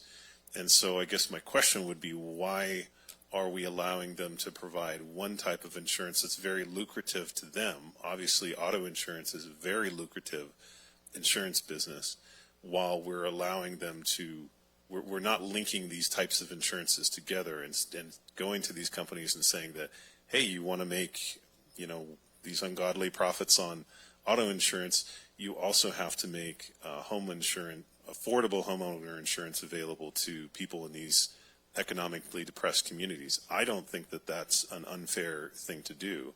Has that ever been brought up by the Department of Insurance? I know that that suggestion has been brought up in at different times. However, because they are different lines of insurance altogether, and they are different, even though there may be insurance companies have different companies together, like they're different parent companies, and so there's different lines of insurance altogether, so they're not connected in any way. So I'm, certainly your concern and your thought on that, is something that I can certainly ask about and get more detailed information. I don't believe that it is possible for us to do that at the time, but I can certainly look. I will ask the question more and see if I can get more detailed a detailed response for you on that. Well, thank you. And you're very correct. This is not my idea, and it's not the first. I'm not the first person to bring that up. But I really haven't heard a clear response from the insurance commissioner or the Department of Insurance about why we can't do that. Because while I understand there are different shell, I guess it's not nice to say shell company. There are different ways that companies divide up their businesses, and I understand that. But they are all regulated by the Department of Insurance if they're providing insurance in California, and so we're allowing them to pick and choose the more profitable areas to provide insurance without, and then relieving them of the responsibility of providing insurance in lower income communities. It would be like if a cell phone company picked and chose which neighborhoods that they would provide cell phone coverage to, or something like that. It has to be available for all people in these neighborhoods if they want to provide that service. All right, well, I'll end my questions there. I know Supervisor Holland had some questions. So, how's it going? Thank you for coming today. So a couple quick questions. I heard your answer to Supervisor Brandon or Jaron about if we can see how they're calculating the high-risk wild thing. And could you just give us a simple yes or no? Can we actually see that, or can we not see it? Because I didn't really get a clear answer of yes, we can see the calculation, or not. I think that there are things that are proprietary by company. So that's why I didn't answer specifically. What I will do is I will get, after this, I will get all of the presentations that they made so that you can see all of that information there directly from each one of them, because those three companies have three different ways of doing their modeling. So I want to make sure that you see that, and then I'll ask. I'll see if I can get any more detailed information that I can share with you. Okay. Like you've mentioned, like we're all aware of sitting here on the board, that Tuolumne County is the highest risk for fire in the state. But yet we have by far done more work than any other county in this state by using the MSA program and all the great things we're doing. And are you aware of the fact the reason why we're one of the highest rate ones is because we have, minus Chinese Camp, the great little town we just lost, we had not burned down. So because we have worked so hard not to burn down, our citizens are having to pay for the disaster state policies that, sorry, your office has put in place treating the insurance companies however you guys have treated them to cause them, they're like, hey, we're doing private business, we're out of here. This is ridiculous. So we worked our butt off to try to thin the forest, to try to reduce the fuel load, to try to help our communities. Our Firewise communities are exploding here as far as the number of them we have, the amount of work that they're constantly doing. And because of the fact that we, except for this last incident, have been so safe, that we are penalized for that on the risk models, because we have not burned down, that they're like, well, it's just a matter of time. So what's the point of even doing all this work if we're just going to pay extra anyways? I mean, it doesn't seem to make sense. And I appreciate you guys are trying to correct, in my view, the things you guys did to help create this problem, to the demonization of the situation. And it needs to be done, but I think that a situation like Supervisor Campbell and Jeremy are both saying, that we are working our butts off to try to make our community safe, and we are paying astronomical prices for it, for our citizens. And there's no rhyme or reason. You can apply to the FAIR Plan, get a quote, apply 3 weeks later or a month later, and you'll get a different price by a dramatic amount of money. How does that make any sense? You just keep applying until you find the number you like and go with it? I mean, you guys have created the FAIR Plan and it is now bankrupt. You guys do not have enough money for coverage, because if you look at, after you guys get done paying out for Southern California, the amount of funds you guys will have left over compared to the amount of assets that the FAIR Plan has to cover, it is a fractional amount that you would not allow any other insurance company to go on here in the state. And I think you guys need to take a real in-depth look about what's going on and some honesty of what's happening, because us, the people, are paying for this, period. Thank you for coming. Thank you for your comment. I would like to make sure that you are aware that first and foremost, the FAIR Plan is not run by the Department of Insurance. It was not created by the Department of Insurance. The FAIR Plan was created by the legislature. However, it is an insurance company. It is basically a conglomerate of all insurance companies that is available for the last the last resort. Basically, what that is, what does that, the FAIR Plan was created after the Watts riots because nobody was giving insurance, selling insurance. It was supposed to be for only 1 month, for somebody to be on it for 1 month or two while they looked for different insurance. Since 2018, that has exploded. The FAIR Plan has now become about 4% of the entire market here in California because so many insurance companies just stopped writing or decided to non-renew. However, all of it is run by the insurance companies. When the commissioner has asked to make major changes, for instance, that for the FAIR Plan only covers fire. And so when that happens, you still have to purchase a difference of conditions policy. And so the commissioner has asked the FAIR Plan to actually sell a full coverage policy.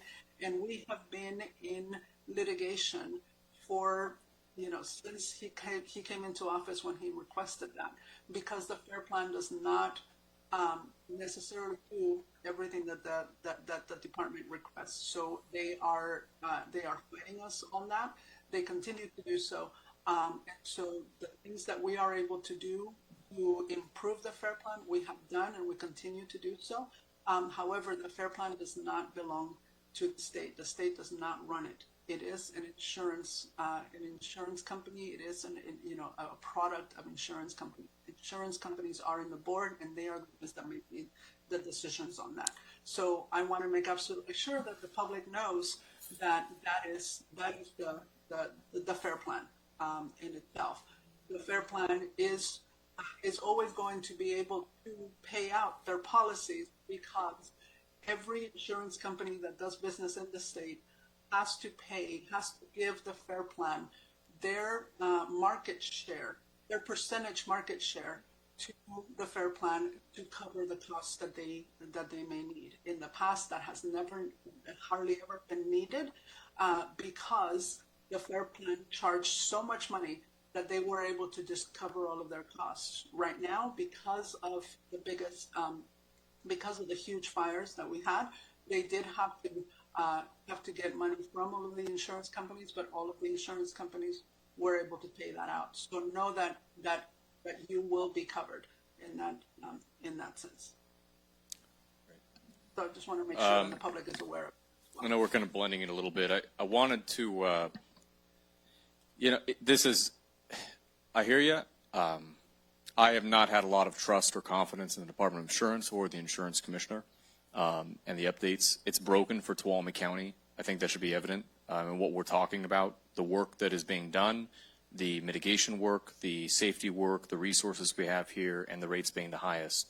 I would hope you might agree that should be some justification for maybe special attention to figure out why here in particular what you are doing and the insurance department is doing is really not working. Because I can bring up a lot with the Paradise example, for example, it makes zero sense. That is an area that has had multiple catastrophic fires where all the fuel was reduced, everything was built back from scratch, and only then it was reduced. It has almost no applicability to what we're talking about here. Great, you helped that one family, but it is such a unique situation compared to what we are dealing with. The 85% rule, if we are at the top of your list in fire risk and all of those counties fit the 85%, we will probably still be in that left out category where they're not investing. And I don't want presentations from companies on their models. I want the actual equation that they are using because it's not working. I want to see the public model that talks about how when we do vegetation work in the forests or locally, it's actually affecting. If we do a community scale project of fire hardening in defensible space, there's an actual impact, not a 3 to 5% mitigation. So what I wanted to, it is a question on this, and again, I would bring back, this justifies special attention. The Department of Insurance should review what's happening in Tuolumne County and work with us to figure out what that rebuild Paradise type thing, if a financing mechanism, a risk mechanism, bringing insurance companies out, whatever it is, we need state support in looking at that, and we warrant that, in my opinion. I'm really interested in the COIN program in terms of what the Department of Insurance can do with the community-operated, basically investment networks or PACE type property tax funded fire hardening. Something that is, ultimately we're talking about a matter of money, where you have older homes, older communities, and defensible space needing to get done. 5% discounts while it's increasing is really not an incentive. It doesn't make a lot of sense. It doesn't work for poor communities. All the things that I've heard here work for rich communities and work for insurance companies. They don't work for low-income, rural forested communities in any substantial way.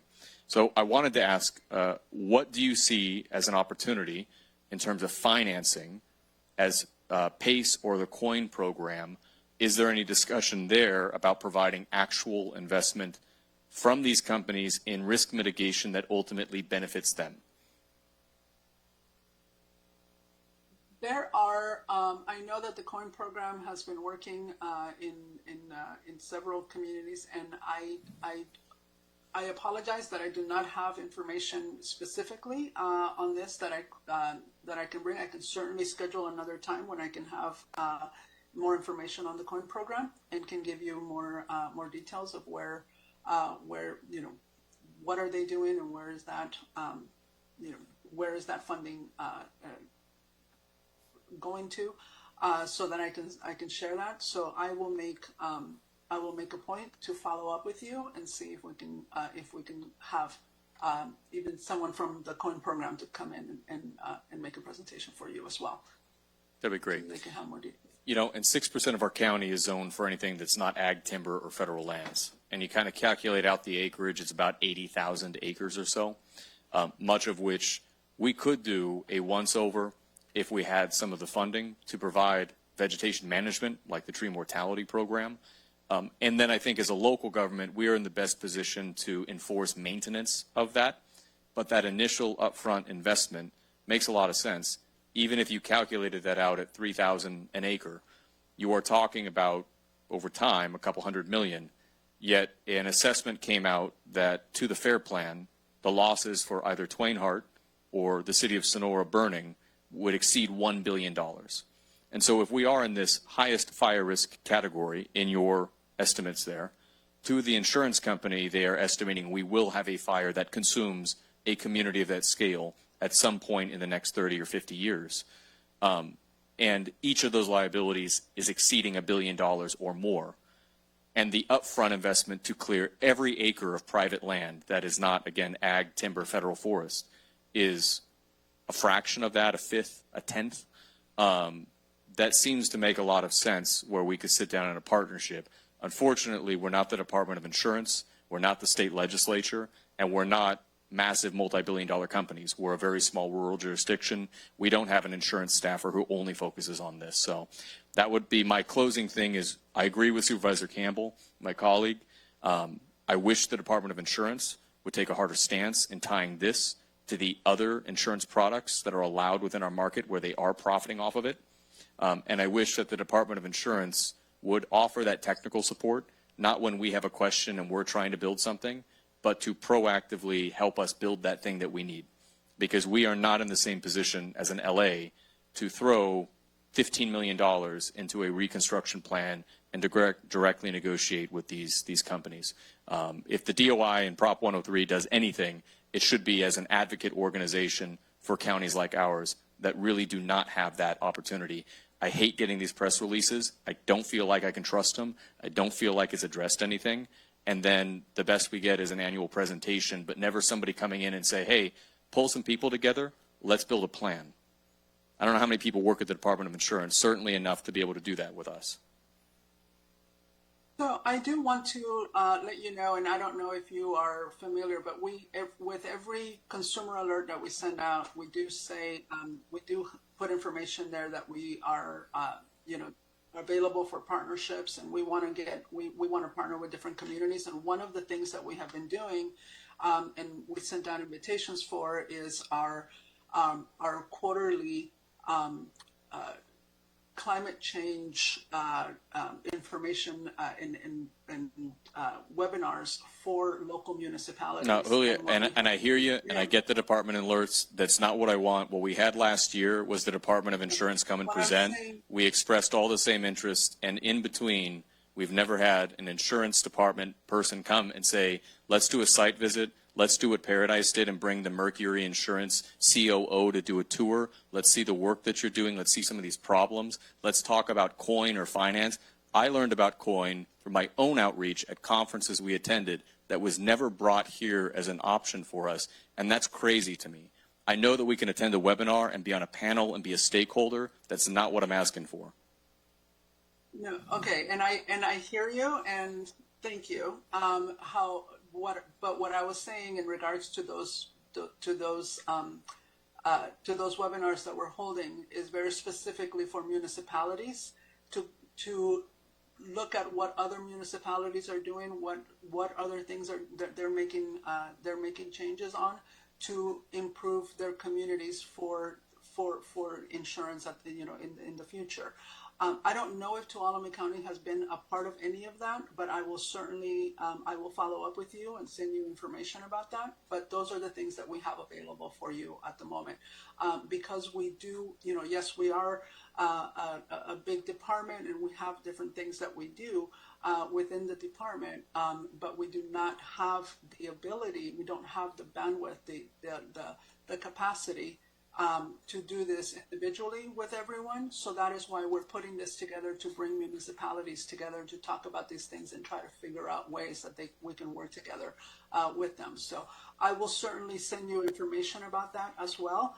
And I will be following up with you on all of this, and we'll hopefully be able to get you more information on all of the. And I know we have comments from Supervisor Kirk. I was going to say that I'm asking for special attention to Tuolumne County explicitly from the Department of Insurance to meet with us and figure those out, not to be in a group.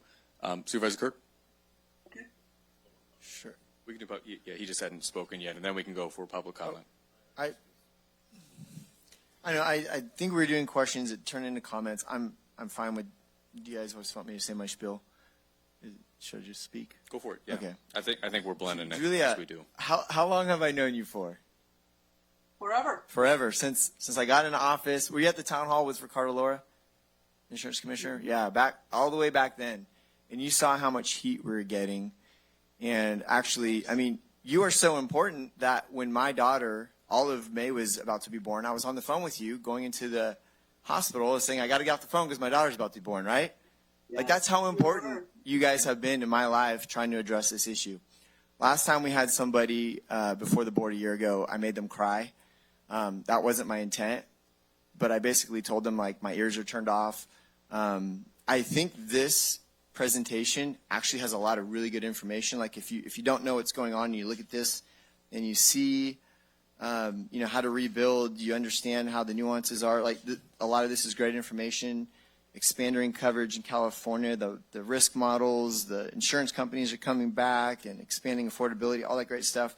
We are on the right page. So I don't, you know, so many times in politics, we scream and we complain about stuff when it's not going our way, and then when it is starting to go our way, you know, we still, I'm saying me as a supervisor, even when things are going better, we still get screamed at. So my comments are not directed at you. You are not the insurance commissioner. You're not Ricardo Lara. But you do represent the office, and I don't know, maybe you're going to have a meeting with them today. I'm trying to ignore everything that my colleagues said because they all had really great points, and I could probably leave it at that. But because we have such a history together, I just want you to hear from me. I am so disappointed with the lack of urgency on Ricardo Lara's part. I truly and honestly believe that all these things that you presented, we have been communicating with. We have been telling the office for years, do this. This is the path to go down. These are the studies to do. This is the information you need to get ahead of this problem. And we were completely and unequivocally ignored. And it wasn't until we had catastrophic losses in the major cities where I finally felt like voices were getting out and things were getting heard. I'm sure you have a different opinion on that. I'm telling you that's from my angle looking in. If you look at the success story under Kerry and Forrest, I look at their success story. My first year in office, I submitted to the ombudsman and went to the Ricardo Lara's office in Sacramento, and I met with people, and I literally had this example to give to the office, saying we don't need to burn down. We're doing these things. We're doing the home hardening. We have MSA. We have Cerro 2.0. We have all these things. We're not going to burn down. We're going to look like this house, and we should be paying $993, but we were all paying the $4,000 and the $21,000 and the $9,000. So I look at this picture and I say, that's what we've been trying to get you guys and all the insurance folks to understand is we're not going to burn down because of all this stuff that we have done. And yet Paradise gets to live with those policy renewals at $993 a year when we're all paying $8,000, $9,000, $20,000 a year. I'm beyond words anymore. Okay, great, yeah. Brandon's inviting everybody to come up here and do a powwow and walk around. A little too late. It looks like insurance companies might start to come back into the area. I'll still champion any sort of conversation or walk with any CAO. But, Julia, I think my point is damn way too late. We've been screaming this for years. How many people have lost their homes? 20% of our escrows fall out of escrow for first-time home buyers because of insurance.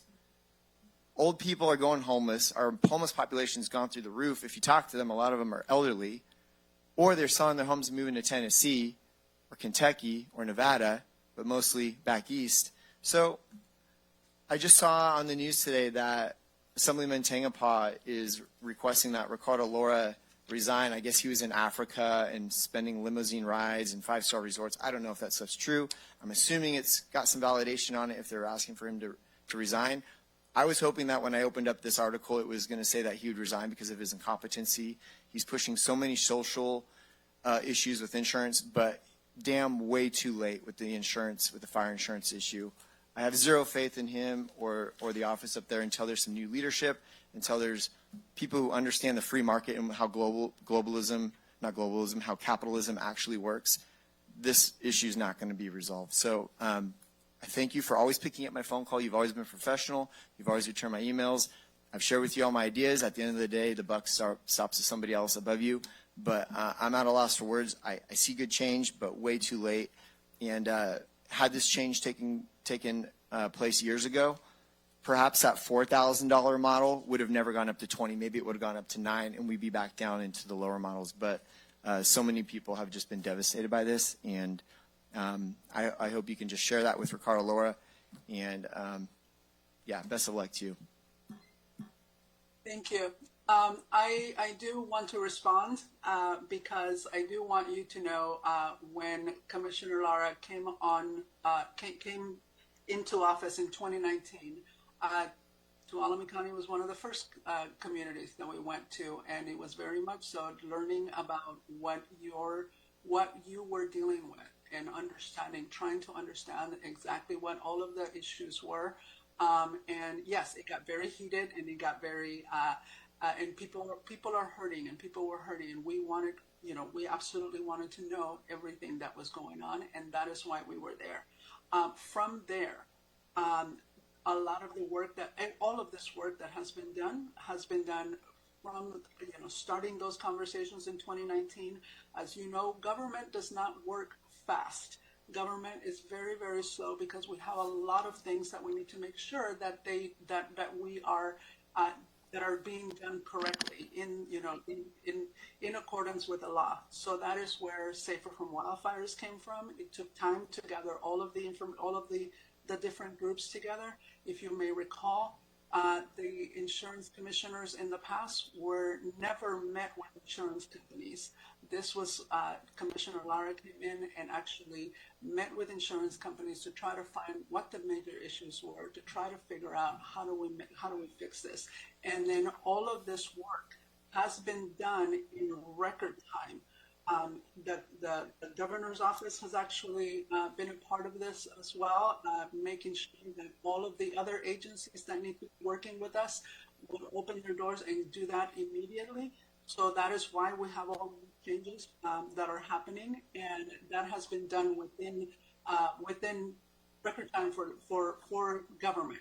Now, does that negate all of the suffering that people are having? Absolutely not. And so please understand that we know, and that we have been in the trenches with this, and that it's taken time, but we are absolutely open to finding, continuing to work and find solutions. So I am going to follow up with all of my staff in the different departments within Lily, and we're a little pressed for time too on it. If you wanted to specifically respond, I know Supervisor Kirk has an additional comment. No, and then I'll stop because I know this could go back and forth. Julia, I appreciate it, and I don't know if you're having to fend for that office because this is recorded. I am a supervisor, and I have to wear about 50 hats. Ricardo Laura has to wear one hat, and that's insurance. So when people get up here and they defend that things move slow, 6 years, give me a freaking break. If I had that excuse to my constituents for lack of law enforcement, lack of fire services, lack of budget transparency, you name it, my ass would be out of office immediately on the next election. So I'm tired of the excuses that the ship moves slow. It's one hat, wear the hat, figure it out. There's not a roadmap on how to do this job, but when people are suffering and going homeless and losing their livelihoods, it's a serious matter. And the proof is in the pudding. If you look at his voting record and what he's been working on, it wasn't until there was catastrophic losses in the city areas. It's period. And to sit here and act like our constituents don't know what's going on, everybody is seeing it. Everyone's watching the news. Everyone is fed up, and now they're finally starting to see relief because of what happened in the city, a year or 2 years ago. So I'm not trying to be a jerk. What I'm trying to say is we're not stupid. The constituents aren't stupid. It's one hat that he's got to wear it. Otherwise, he needs to go. I think he's going to be on his way out.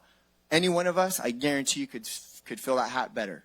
Any one of us, because we have 50 hats. Well, I'm not here to talk about politics, sir. Well, it is political. It is political. It's very political. What we're doing with the Department of Insurance. Thank you for doing it. I am not going to sit and listen to any more of that. That's fine. So thank you for listening. This is good. About 10 years too late. 10 years too late. Well, so thank you. And if I may throw in, and I appreciate that this is one of the first visits, but I'm in my second term on the Board of Supervisors, and to my understanding, correct me if I'm wrong, the Department of Insurance has not done a substantial senior staff level or Commissioner Lara visit to review some of those initial very profound findings that have informed a lot of the decisions.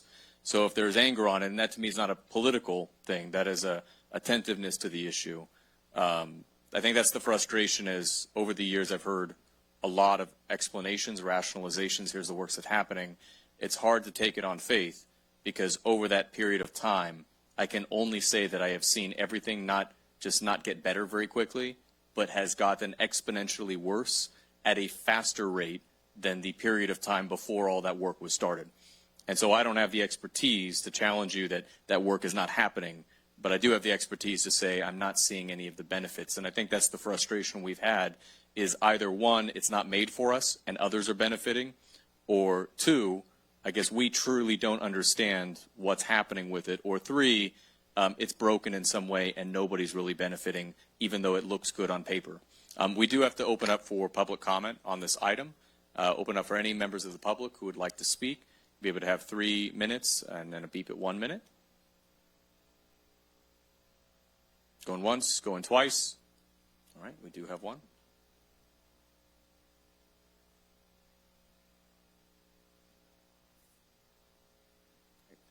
Thank you for the presentation. We Welcome back. appreciated that.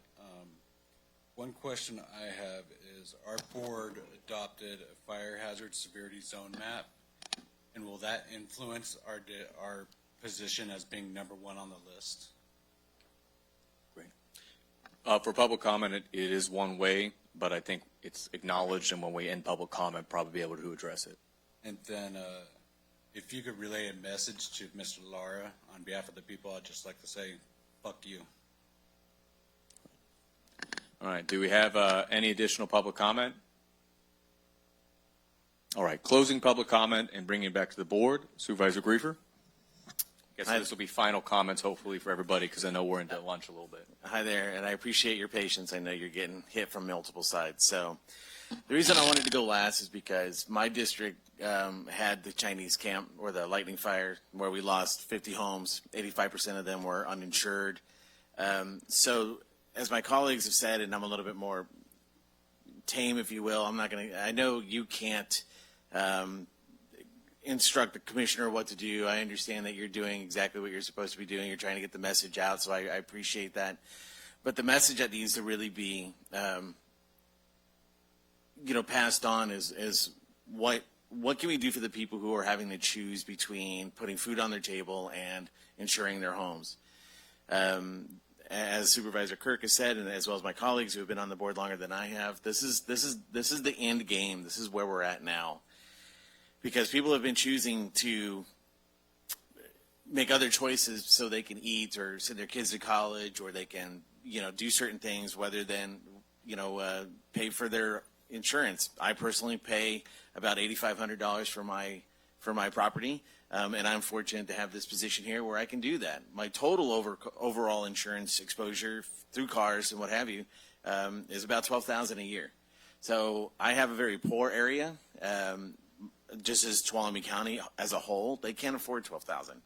And I think the frustration is we keep hearing government is slow. We keep hearing things are on the way. We keep hearing, that there's light at the end of the tunnel, but it's too little, too late, and there's a lot of things that need to occur. So my message to the commissioner, my message to anybody who's going to be replacing him, because he's terming out, right? He's not going to be running again, is that they need, and I agree with something Supervisor Brandon says, that I would like to see, and I know this is not you, but for public record, the top 2 insurance commissioner candidates come to Chinese camp, come to this county, look around, see why we're struggling, and then stop lumping us in with all of the other counties.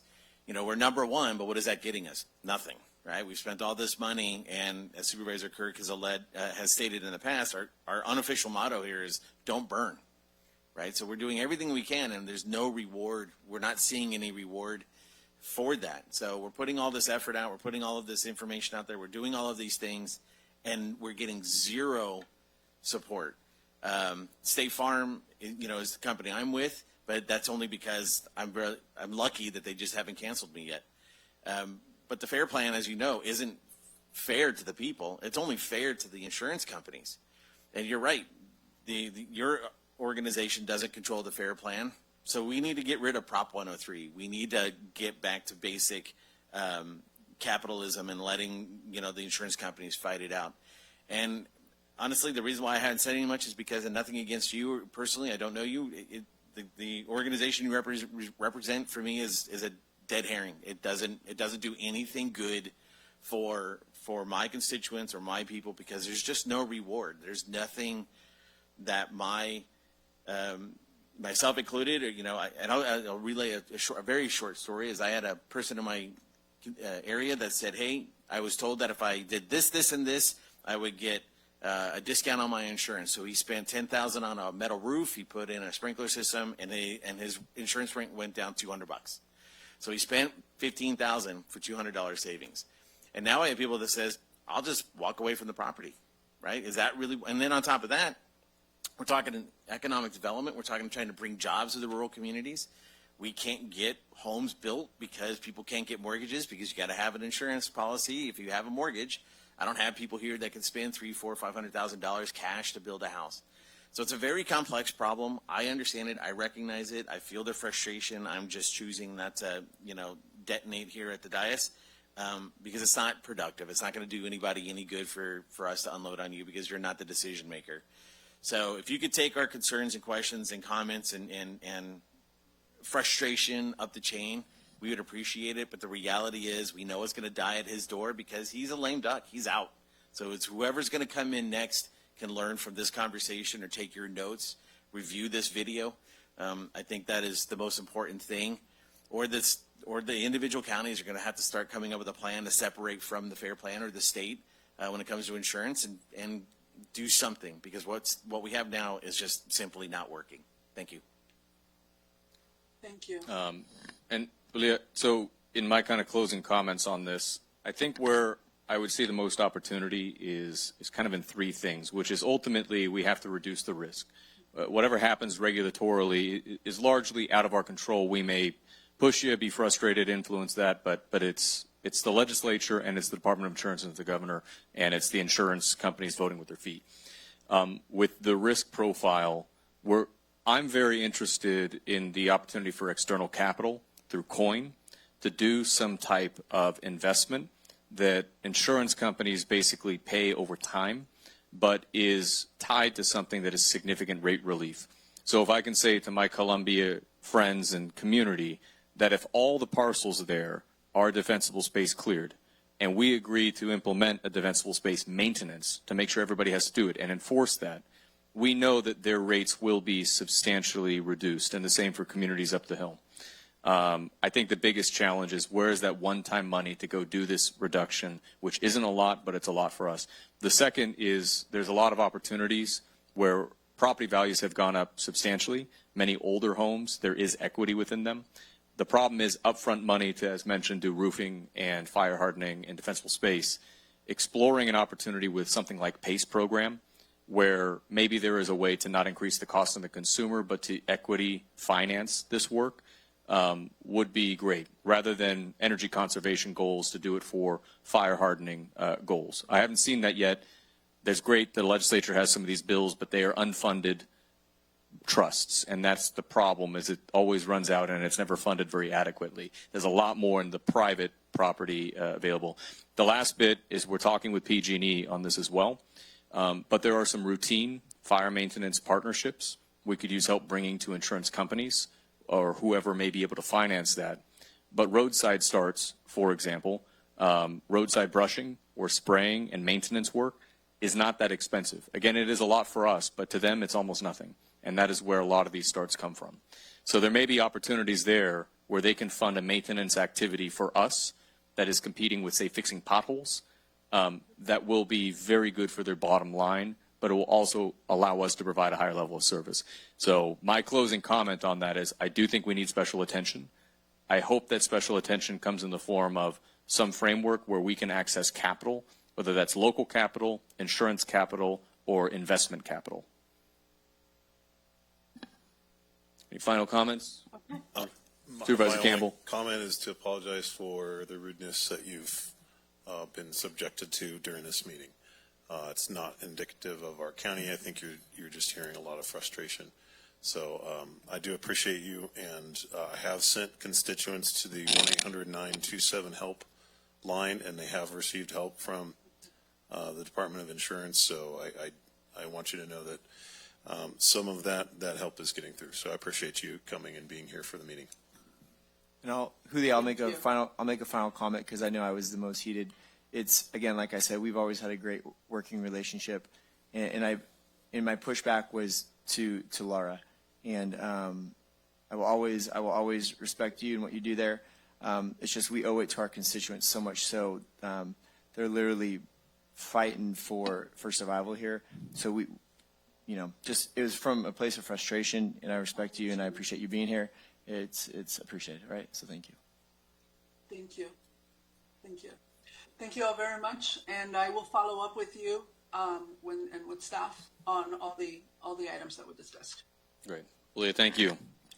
All right, we'll close item 12. Looking to Roger and our CEO, we do have, it's a discussion impacts the national government shutdown. We have a memo on here. It was meant to be an update. We can jump into this right now if we basically were taking a delayed lunch. We do have 3 closed session items. Roger, what do you think? What's the estimate you think on item 13 for time? Well, I think it's going to go pretty quickly. All the department heads that I've spoken to have very minimal impact that they know of it at this time, so we probably won't have a lot to report out. The deputy CAO did talk to the Forest Service about some of the impacts with the Forest Service. They're pretty minimal too, mostly front desk at the forest areas, so I think we're pretty short. Well, let's do item 13, then we'll see if we want to continue working through the closed sessions and take lunch and then return back for closed session. If the clerk can read item 13, please, and any staff with updates, please come on up and get ready to present. Discussion on the impacts of the national government shutdown. Great, thank you. I appreciate County Admin putting this on the agenda. I know this is a concern that I've had for a while, just to make sure that while the impacts are maybe small right now and unclear, we're anticipating what might be impacts into the future. So, Roger, do you want to take it away? Do we have staff updates? Yeah, if any of the department heads do have knowledge of any of the impact, feel free to come to the podium. As I mentioned, our Deputy CEO, Liz Peterson, reached out to the Forest Service. There was not any impact to their concessionaire or the developed campgrounds, including the Pinecrest area, bathrooms, and however, they do anticipate furloughs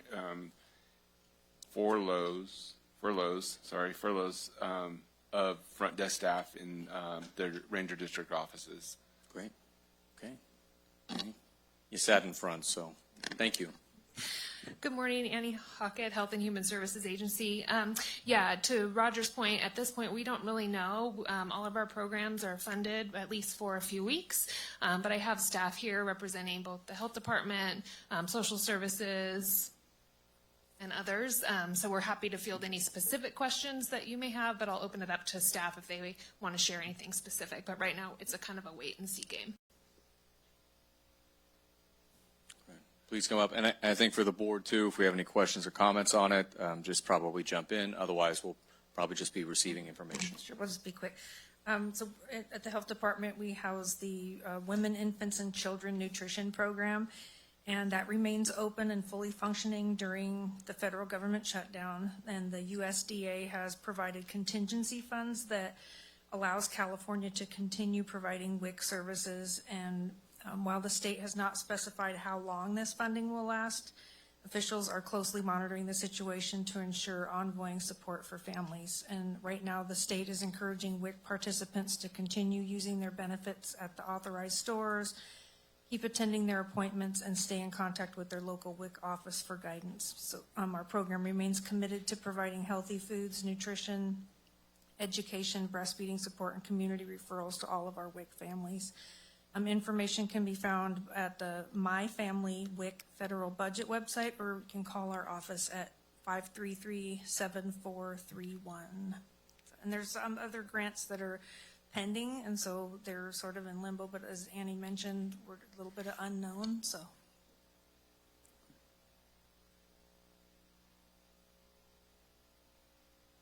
Board to Yang Social Services. As of right now, our office is still open. We are still accepting application for CalFresh, Medi-Cal, CalWorks, and any of our programs, but I'll let Mitchie speak specifically to the actual program. Mitchie Anderson, Department of Social Services. Our Medi-Cal programs are advance funded quarterly, so they're okay right now. CalWorks, which is cash aid, is going to be funded with state reserves, and our CalFresh, we are okay for the month of October.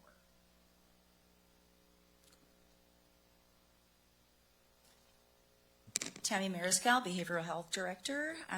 For Behavioral Health, we also continue to be open. What could be at stake is our community block grants that cover our jail and juvenile detention center services, our federal financial participation Medi-Cal revenue coming from our billing, which could pose a cash flow issue, and those that we house that are reliant on Section 8 housing vouchers. Thank you. All right. Well, thank you, Health and Human Services team, for showing up in spades there. Are there any board questions, comments?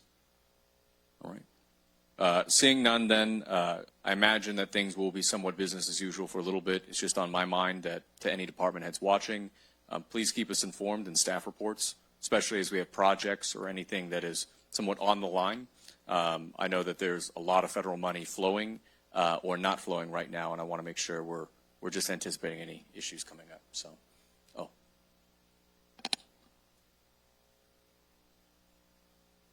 good afternoon. Good morning, Board. You're Cody Thompson, your Agriculture Commissioner, Solar Weights Measures, and Air Pollution Control Officer. I just wanted to give you a quick update. USDA Trapper Wildlife Services will continue to run through the government shutdown. Just wanted to give you an update on that. And air pollution side, everything's status quo. Wonderful. Thank you. Okay. Seeing no board comments or questions, we will, I guess, close that if there's nothing further. We do have 3 closed sessions, and thank you again. I really appreciate the updates. We have 3 items of closed session. What does the board think? We may be able to hammer through these relatively quickly. Okay, so we have one for that.